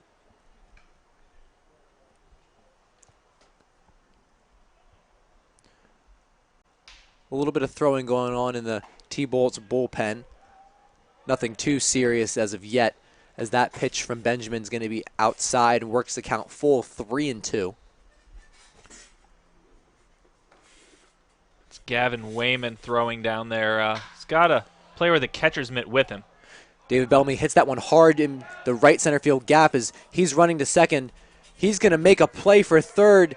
It's going to be a close throw. He slides down safe, and that's going to be a triple for David Bellamy, who hits that one hard into the gap, runs hard all the way to third base. Derek Brown, the third base coach, slipped a little bit. He was on the ground with Bellamy, but that doesn't matter. Bellamy's standing at third with a triple and 1 out. Well, I'm not sure if he slipped or if he was trying to get out of the way from the throw by Gardner's. The throw was a little bit high. Colbert did have to kind of extend to make the catch. He didn't really have to leave his feet. But Bellamy with good speed, big outfield here at Joe Cannon, and that's perfect for triples. Another sac fly would bring home a run for the Dodgers. Brandon McElwain takes the plate. McElwain 0 for 2, struck out and flew out to center field. A fly out would do the job here as the next pitch is a high fastball, puts the count at 1-1.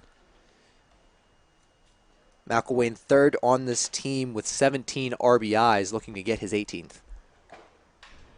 As that was foul tipped into the glove of Carson Klepsig. McElwain does not look comfortable at the plate right now. We saw that in his first at-bat, and at this at-bat, that swing just did not look very good.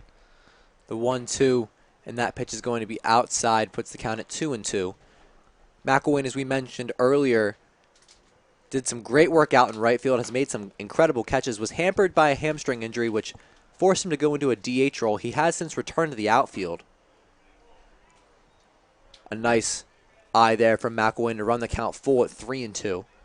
A really good hold as that pitch was very close, very tempting, McElwain able to hold back. We'll see what he can do with a full count. 3-2 pitch on the way, and he hits that one hard out in the left field, and that's going to bring home David Bellamy. So an RBI single for Brandon McElwain. After 2 uncomfortable at-bats, he ropes that one out in the left field and gives the Dodgers another run. They're up 2-0. Yeah, 2-0 lead for the Baltimore Dodgers as McElwain getting around on that one. Didn't hit it very hard, but was able to find the hole out there towards the left field line. Schieckhofer not even close to making a play on that one as soft contact towards the line. Couldn't get over to make the play. Coming in from third, David Bellamy, 2-0 Dodgers. The first earned run of the game for Benjamin as he now faces Shane Coker. As Carson Klepsik goes to check on the runner McElwain. A bit of a close play for Comfort, but he's still safe. Count at 1-0. Be interesting to see if McElwain's comfortable enough to try and run. We know he's got decent speed, being an athletic D1 quarterback, but with that hamstring injury, maybe you don't test it.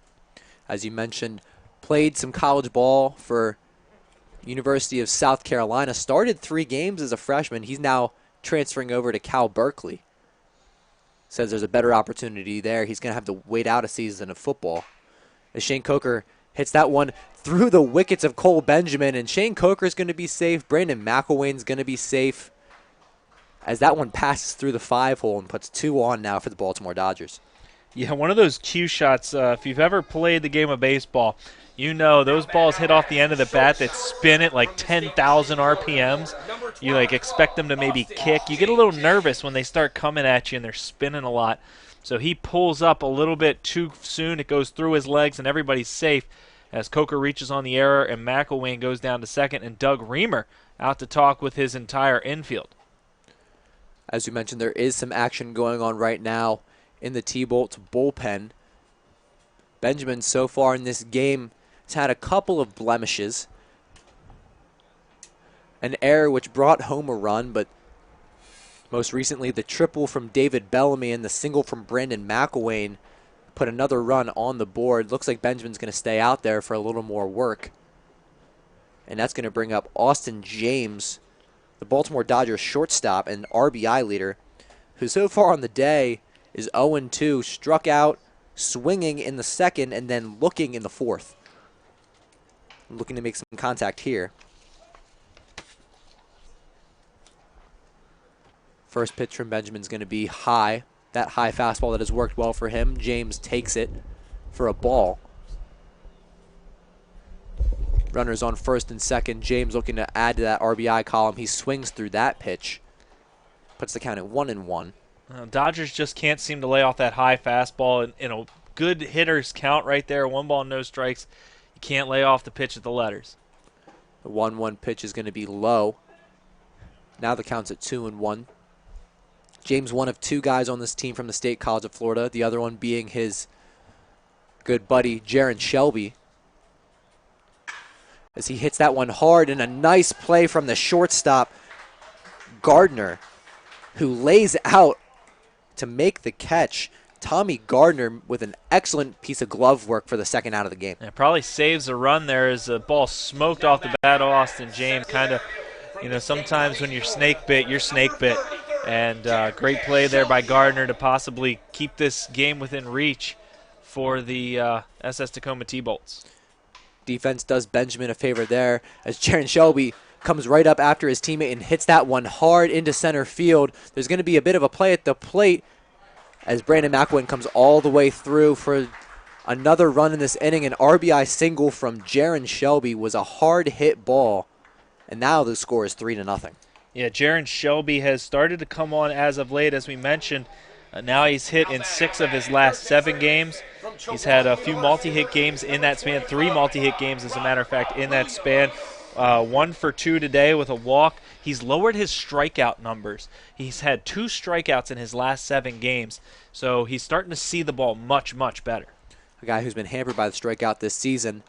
We don't necessarily know about this next one. Robert Williams takes the plate for the 3rd time, and it will be his 2nd official at bat as he walked in his first appearance in the 2nd inning. Flew out to the center fielder in the 4th as he in the fifth as he fouls that one out of the field of play. Count now 1-1 to Williams. Williams, as we said, known for his glove work, was the D2 Junior College Defensive Player of the Year.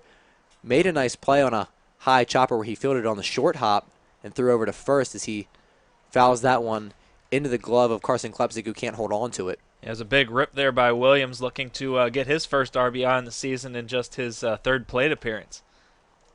1-2 the count now on Williams, who readjusts the batting glove, sits himself back in the left-handed batter's box. Another lefty for the Dodgers in this team, joining Shane Coker. That pitch is going to be upstairs again. Count 2-2. Deuces wild here in the bottom of the sixth inning. Dodgers have scored 2 to put the game at 3-0. But Benjamin's still in a bit of a jam with 2 outs. Yeah, Coker for a first baseman, decent speed at second base, so easily could score on a single. Unable to do so as Williams swings through that one for the strikeout. Benjamin's done for the inning, but not before there was some damage applied. A triple from Bellamy, an RBI single brought him home. Brandon McElwain did that job, and then he was brought around by Jaron Shelby, who has an RBI single of his own. And now the score is 3-0. So when we come back, Rob Stadnick's going to take you the rest of the way as Mark Michael comes back on the mound looking to pick up the win. So stay tuned. You're listening to Baltimore Dodgers Baseball.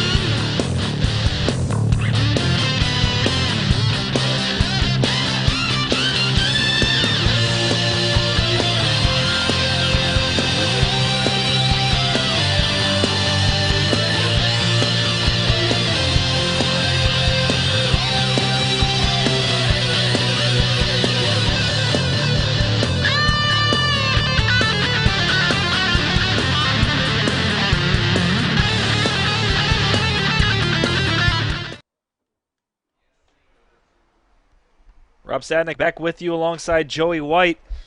And the Dodgers playing a ball game against the T-Bolts, and they lead it 3-0 here at Joe Cannon Stadium, as Carson Klepsig will lead things off for Tacoma as they try and solve the puzzle that is Mark Michael. Takes the mound for his 7th inning of work, and this is kind of the money inning for the Dodgers, and usually they're losing it.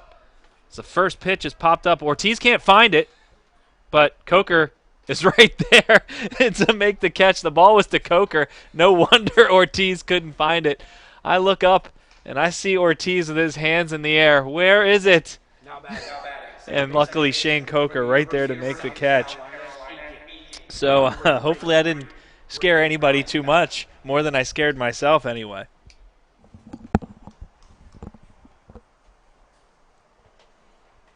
So 1 pitch, 1 out, and Graylin Fowler squaring to bunt. T-Bolts need runners. So Fowler thinking maybe if I bunt and get myself on, we can start something here in this top half of the 7th inning. As we said, the 7th inning on has been kind of a danger inning for the Dodgers pitching staff this season, the 1-0. And that's grounded softly foul over towards the Dodger dugout. Looks like Alex Quas is currently throwing. I don't know if he's warming up. He's throwing with fellow pitcher Connor Grove. There's no catcher down there catching for them, so I think it's just he wants to get a little bit of work in.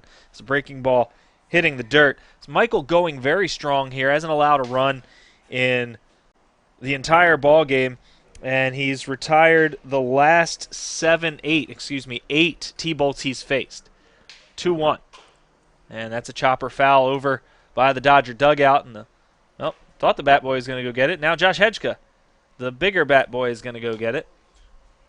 Yeah, not his only title. Josh Hedgeka, more known for being the #1 starter for this team, but he's not afraid to do the dirty work and do what the bat boy probably should be doing. 2-2. High fly ball out to left. Ortega coming in. And he calls off the shortstop, James. He makes the catch for out number 2. And quickly 2 away here in the 7th. Now batting left fielder. And Michael, as you said now, that's his 9th straight batter retired, and he's been doing it without throwing a whole lot of pitches. And so far, if he can get himself through this inning, that'll be 7. It'll be another really nice long outing for the Dodgers starters this season. The Dodgers starters have been pretty much their shining stars this year. Last year they had a pretty good offense, but the pitching was not that great towards the bottom of the league. Now they're middle of the league in pitching, and what do you know, they're right in contention for a playoff spot. As a breaking ball to the 9-hitter, Schieckhofer is in there for a strike. The 0-1. That's going to miss outside. The Dodgers, 3 pretty consistent starters for them this year. Hedgeka, Michael, and Gast have been pretty good for them. The bullpen has kind of been a mixed bag, with Sikowski being the best player. Slow ground ball to Ortiz, and he can't make the play. A little bit of a tough hop there, but still something you want to see your all-star second baseman come up with. A little slow. He was going to have to hurry, but it was a slow ground ball to him and hopped up, and he's going to get charged with the error. So hopefully that doesn't derail Michael too much. The first runner to get on in the last 2 innings. Yeah, that's 2 2/3, excuse me, for the T-Bolts. That's a rare sighting from Joey Ortiz, who is normally as sure as you can be with the glove at second base. He already made a nice play through the middle, so it was very weird, very uncharacteristic. I guess maybe just a little too easy. Now a little broken bat flare over towards the shortstop, James. So the error by Ortiz costs 1 pitch, and that's going to do it for the T-Bolts. We're going to go to stretch time. It's the bottom of the 7th. The Dodgers hold a 3-0 lead. This is Baltimore Dodgers baseball.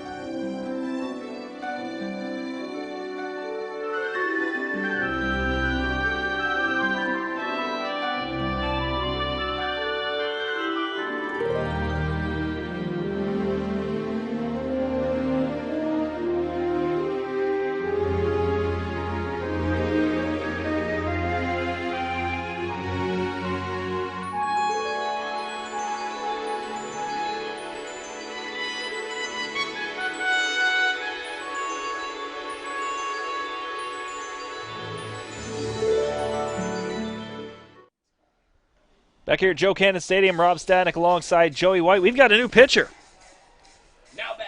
Coming into the game for the SS Tacoma T-Bolts, number 28, Gavin Wayman. Wayman from Yukon Avery Point.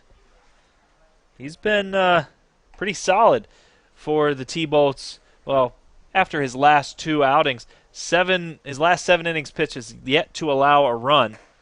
but he had a few struggles in his first couple outings with the T-Bolts, as he's going to face off against Alex Wolanski and deliver a fastball that's going to miss up for ball one. Yeah, Wayman appearing in his 7th game of the season. Fastball in there for a strike. As I mentioned, some struggles early. His ERA sits at 3.17. It's a little misleading. In 3 innings against the Grays on June the 24th, he allowed 7 hits, gave up 5 runs, 3 were earned, and then the outing before that, June 22nd, in 1 1/3, gave up 3 hits and 1 earned run. Since then, he has not allowed a run, just 4 hits in his last 4 outings. The breaking ball is going to miss. 2 balls and a strike to Wolanski. Wolanski with a big cut at the 2-1 pitch, and he's down the count, 2 balls and 2 strikes. Wayman, almost a strikeout per inning guy in his 11 1/3. His 10 strikeouts on the season. Has allowed 14 hits, so another guy that will give up the hits, but again, most of those coming in 2 games. So now we do have a catcher down in the bullpen. That's Colin Berg catching for Alex Quas. 2-2 remains on Wolanski after that foul ball. And the delivery. Little fister out towards short. Gardner coming in, bare hands, throws the first and gets Wolanski. Good time to have the catcher running if you're Gardner, as he makes a pretty nice play there as he bare hands and throws Wolanski. If he tries to go glove to hand, probably doesn't get him. Yeah, showing off the whole bag of tricks so far in this game has Gardner.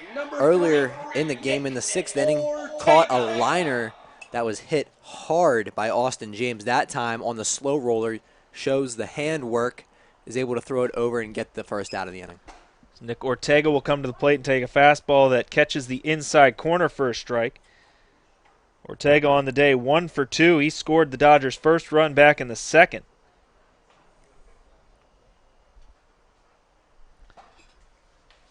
And the 0-1's going to miss wildly outside.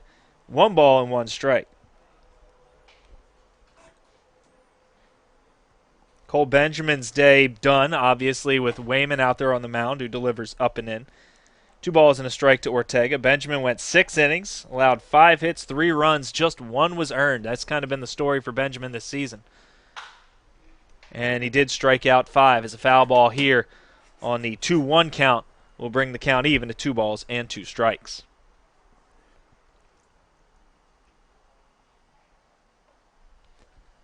Righty-righty matchup, as the wind by Wayman and a breaking ball is going to miss the outside corner and the secret outside corner and run the count full. 3 balls and 2 strikes to Ortega. Just a bit off that secret outside corner. He'll learn eventually. And fastball up and in, and Ortega fouling it back, protecting with 2 strikes, probably swinging at ball 4. But able to get a piece, and he's still alive here with 1 out in the bottom half of the 7th. The delivery, and that's going to miss, as that's another one of those plays where the batter is very confident in his eye, and I thought he was going to get called back as that pitch was very close. Must have missed just a little bit low as Ortega takes his place down to first base with 1 away. In another situation with Ortega on and Joey Ortiz at the plate. You got some speed on the base paths and one of your best hitters at the plate. A great spot for the Dodgers to be in, up 3-0. So Ortiz, it's a little bouncer towards short. Up with its Gardner. They're only going to be able to get 1. And Ortiz is going to reach on the fielder's choice. And we still got 1 on, but now with 2 away. And the number 2 hitter, David Bellamy, who tripled his last time coming to the plate. Now batting, right field. Ortiz didn't really give me a chance to talk about him at all. Ortiz on the season, just 9 games without a hit. Just 9 games on the season without a hit. And he's in danger of making that 10 today, as he has yet to get on the hit sheet. So he's off with the pitch. The throw down to second base is in the dirt. Nice scoop, and called safe is Ortiz. So he's going to get a stolen base. How? I can't give you a definitive answer, and he's a guy who doesn't really get a large lead, but definitely the T-Bolts head coach is out to argue that he is not satisfied with that call. I don't. I have to agree with him. I mean, this is the Dodgers. You're listening to Dodgers baseball. Let's just get that out of the way. I don't know. The ball beat him there. It was right on the bag, and the shortstop Gardner short hopped it and just held the ball there. How did he get in? Like unless it was like in the middle where he tagged him like in the chest and his hands were around. That's the only way I can see it. But usually without instant replay, secret outside corner for a strike to Bellamy. But without instant replay, usually you're getting that out 9 times out of 10. Well, 99 out of 10. That's the 1 out of 100 that you don't. So as it is, runner at second base, and he was off with the pitch, and a base hit is going to score the 4th run of the game for the Dodgers as Bellamy goes the other way, and that call serves to be huge at second base as the Dodgers take a 4-0 lead. Bellamy with an RBI single into left. The hit and run employed there, and Ortiz's speed played a factor all the way around the base paths. You have to wonder if you're the head coach for the T-Bolts right now, Doug Reamer, what the umpire saw out there at second base, because it's going to end up costing your team another run. Yeah, now 4 runs they're going to need in the last 6 outs. And that's at a minimum. As McElwain coming to the plate with a runner at first base and David Bellamy, and he's got some speed. Wouldn't be surprised to see him taking off here. It's the first pitch in there to McElwain. And a hard ground ball off the leg of Fowler at second base, and it's going to trickle into center field. McElwain's going to reach first on a base hit, and Bellamy's going to hold up right at second base. The ball didn't get far enough into center field for him to go first to third, but that's going to put another runner in scoring position for Shane Coker. Yeah, really hard hit ball there by Brandon McElwain. It's going to be a really tough play for Fowler to make. If so, you got to tip the cap, but kind of hit him on the leg, got out into the outfield, and 2 out, 2 on, and Shane Coker, one of the team's best hitters this season, at the plate. Shane Coker last year was the 2nd leading RBI getter on the Dodgers, and actually, he takes a fastball in there for a strike. He was actually 2nd most all-time in a single season for the Dodgers. Only playing in his 20th game here this season. Compare that to Joey Ortiz playing in his 35th. Fastball in there for a strike. 0-2 to Coker. But 10 RBIs in his 19 previous games. Has a chance to drive in number 11 out there at second base. Not only did he do that this past season, has done that this season, but broke the Dodgers' all-time record for longest hit streak with 14. And the 0-2 is going to miss outside. Doesn't have a hit here today, so he's not going to start another hit streak unless he can get on the board here. So maybe a little bit of extra motivation for him to pick up the speedy Bellamy at second base. So Wayman comes set in the 1-2. And a little half swing by Coker, just kind of fighting it off and fouling it away.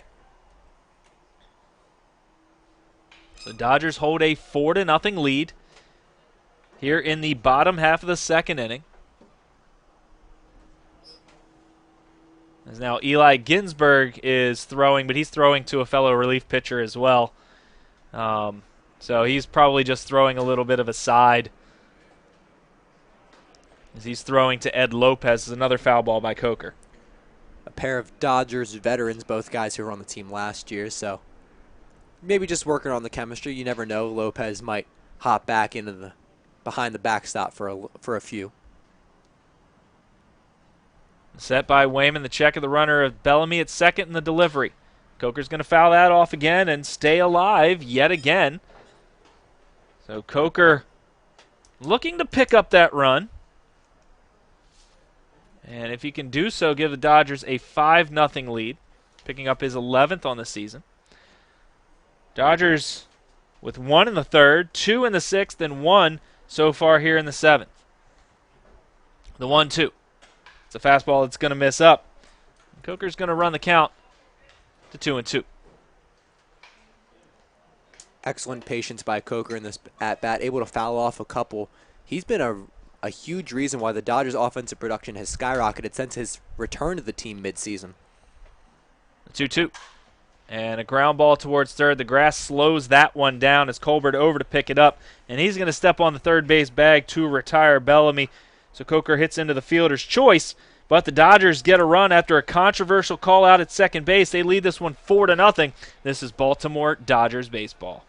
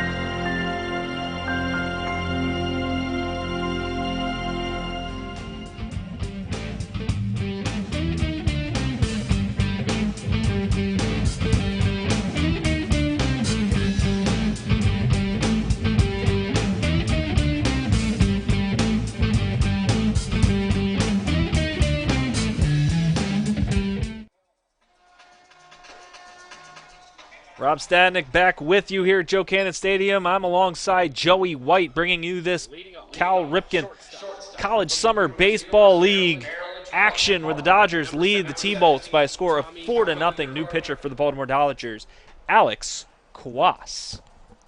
Yep, joined this team very late in the season. We saw his first appearance at Calvert Hall where the Dodgers actually played a home game on the road against the Redbirds. Pitched pretty well, ended up getting credited with the loss after getting into a jam in the 10th inning. But a welcome addition to this team who spent part of the summer working on his mechanics and trying to right himself so he could help the Dodgers on a postseason run. Tommy Gardner is the first batter he faces, and he delivers a fastball in there for a strike. This is his third appearance for the Dodgers. His first appearance went rather well. That was the game against the Redbirds. Even though he did get the loss, he went 2 2/3 innings against the top team in the North Division and team that has won the championship multiple times in the recent years. So the 0-1 was fouled away. And went 2 2/3 and just allowed that one run. Hanging breaking ball looped out in the left, and that's going to get down in front of Ortega for a base hit. And a leadoff single here to start things in the 8th. Not what you want when you come out of the bullpen for Alex Kwas. 0-2 pitch, hung the curveball. Another time out there in the outfield, you saw Nick Ortega have some footing issues. We saw it earlier in the game. Ground probably still a bit slick out there. We did get some rain before game time, around 6 o'clock. Lasted for a little bit. As now Kwas working out of the stretch, and he's going to face Carl Colbert and deliver a fastball in there for a strike. saying the Redbirds game went rather well. 2 2/3, came in, got a one-pitch ground ball double play with the bases loaded to get Ed Lopez out of a jam. That did give up that winning run in the 10th inning. Then he got a start against the big train, and that maybe wasn't the best of outings. 2 2/3 in that one, but he gave up 6 runs on 4 hits in that game. And the 0-1's going to miss. 1 ball and 1 strike. So it's hard to say. Sometimes some guys, he came in a really tough spot against the Redbirds out of the bullpen. Some guys just can't start. It's just not in their makeup. And it takes a while for you to figure that out, but maybe you see that a little bit in Quas as a fastball is going to catch the inside corner. Now, of course, it's only 1 start, and it's against the big train. It's against one of the perennial championship teams in this league. So you can't really draw anything from that. But coming out of the bullpen, maybe something more natural for him as he spent a lot of time in the bullpen at Towson. So maybe he'll be able to shut this down, get the confidence back. It's a 1-2.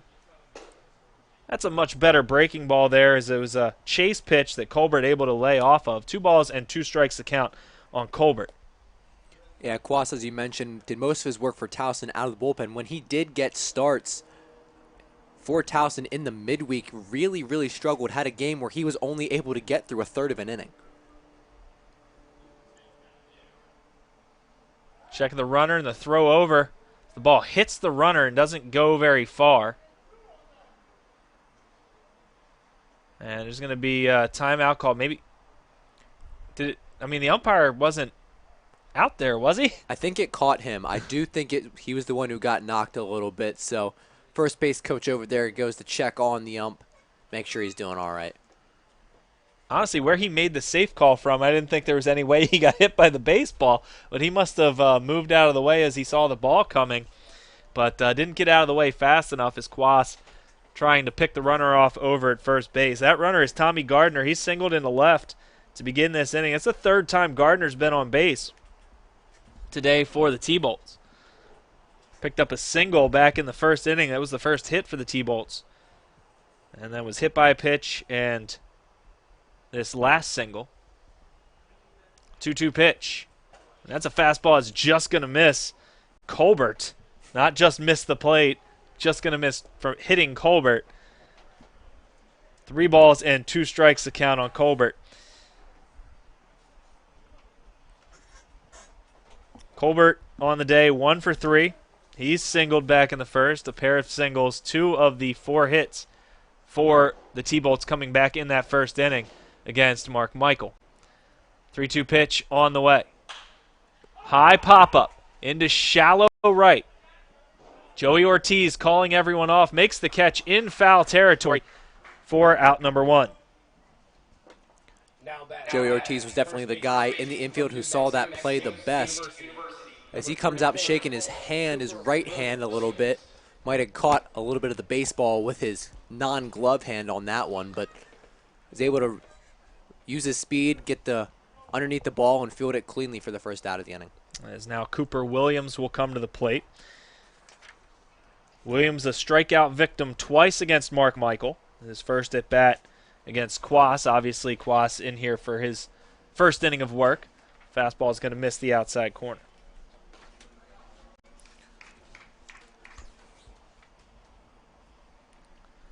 Runner at first base and 1 away. The Dodgers with a 4-0 lead after scoring 3 runs in the last 2 innings to increase their 1-0 lead that they had since the 3rd. Fastball in the dirt. And Williams taking that. 2 balls and no strikes to the cleanup hitter for Tacoma.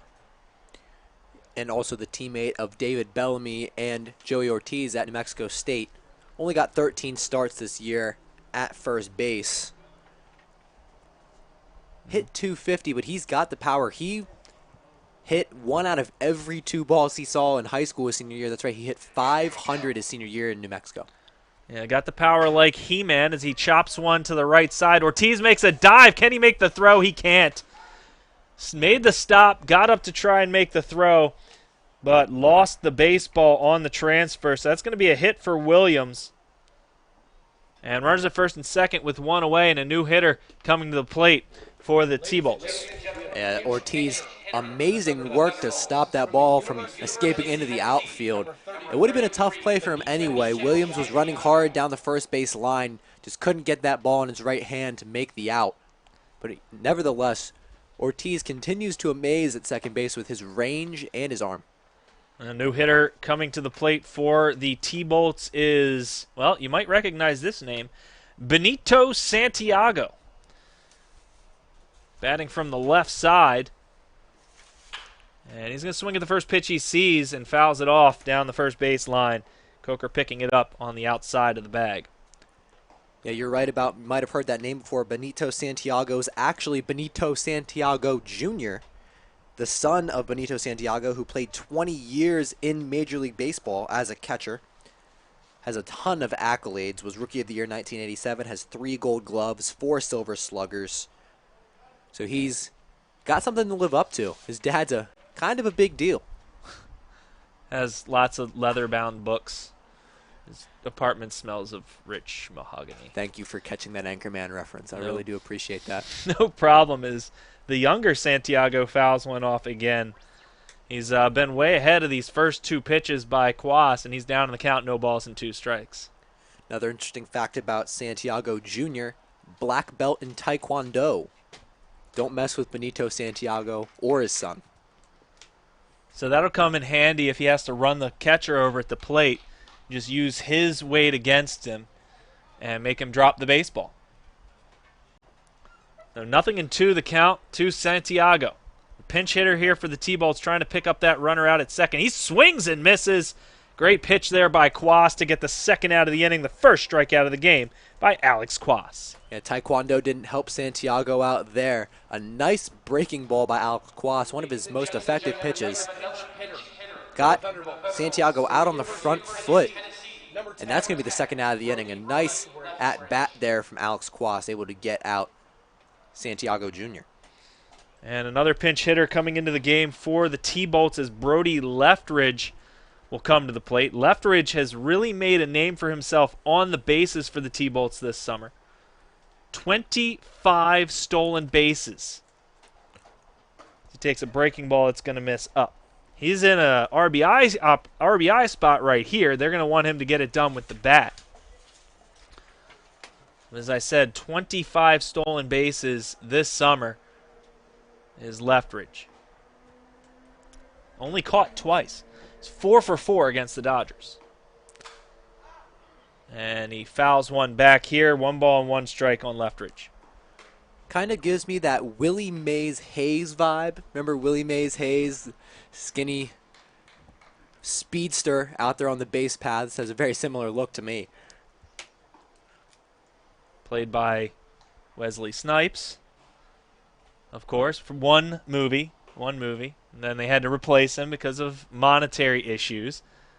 That always bugs me. The 1-1. Breaking ball, did he check his swing? Yes, he did. As they appeal down to first. Leftridge ahead in the count, 2 balls and a strike. One of my favorite baseball movies of all time. The calls in that are amazing. I'd like to say that's why I want to become a broadcaster, but that's not at all true. He's going to chop one towards third. Off the body of Williams, he's going to just hold there. Leftridge, too much speed getting down that first baseline. Tough play there by Williams. I'd have to give a single. We'll see what the official score is on that. It looks like they've already given a hit. Nope, they're going to give an error to Williams. That's a tough play. That's an in-between hop. He did a good job just keeping his body in front of it and keeping the runners from crossing the plate. As you said, that one popped up and hit him right in the chest with that speed out on the base paths by Brody Leftridge. I would say that would be a hard play to make anyway. Yeah, so kind of a tough luck error there for Robert Williams, but the bases are now loaded, and now they're not loaded anymore as a base hit in the left field is going to score the first run of the game. Coming around from second base is Cooper Williams, and the throw coming into third, and the lead cut in half as the T-Bolts score 2 here against Quas, and the score is now 4-2. Suddenly, if you're Alex Quas on the mound, you had a lot of room to work with. You had the 4-run cushion. Given 2 of those back, you're starting to see some of the reason why he showed up to the Dodgers a little bit late. He had trouble keeping runs off the board in his last 2 outings. You're starting to see some more of the same. Another new hitter coming to the plate for the T-Bolts is Jimmy Kane will grab a bat and come to the plate. Another two-way player for the T-Bolts as they're starting to recognize that things may be getting down to the wire here, and they're starting to use their bench players. Some of their better hitters that they didn't have starting this game are starting to come off the bench. Yeah, Kane actually out from my neck of the woods where he plays his baseball, Millersville University in Millersville, Pennsylvania. A D2 talent who's done great things for the T-Bolts this season, hitting .266 with 22 RBIs. Has a pair of brothers that also play some college baseball, his brother Patrick at Ohio Wesleyan and his brother Aiden at DePaul. Not DePaul, DePaul, D-E-P-A-U-W. DePaul. That sounds like a softball team name. The runner's off with the pitch. Throw down to second base to get the back end, and they don't get him. Well, I guess one bad call deserves another, as that ball looked to beat, as Ortiz has some questions for the umpire at second base. So, well, I guess we get the steal and they get the steal. Both balls, I think, beat the runner, and I think both should have been outs. So hopefully it doesn't cost the Dodgers. The pitch missing to Kane as the delivery. I just think the umpire just doesn't want to call it out at second base. Yeah, and it could cost now because a single from Kane could possibly bring around 2 runners and tie this game up. 1-0 pitch on the way to Kane. Hard ground ball to the left side, and that's going to get through for a base hit. Rounding third base and coming in is Klepsig. The throw home is wide, and moving into second base is Jimmy Kane, and we've got a tie ball game 4-4.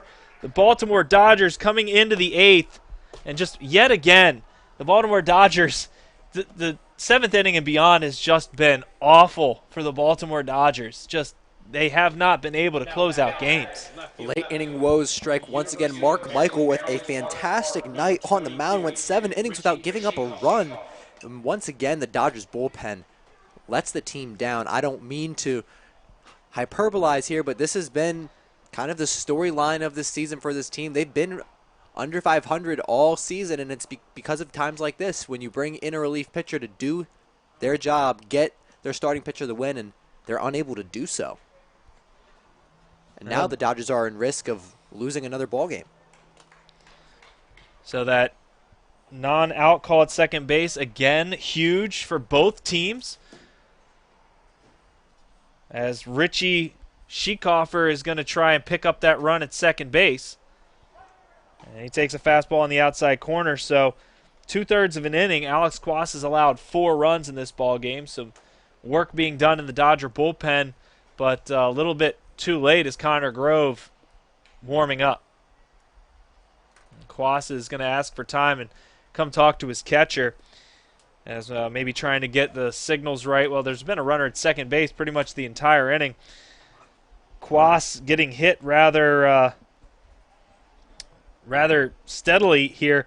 The tough luck error to Robert Williams is going to salvage the ERA just a little bit, but it doesn't take away the fact that he's allowed 4 hits in this inning.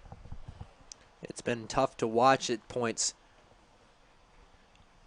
Alex Quas, a really nice guy when you get to know him, but right now, not being nice to Dodgers starters. And the 0-1 pitch is well out in front as Schieckhofer fouling that down the right field line, and that gets out of play.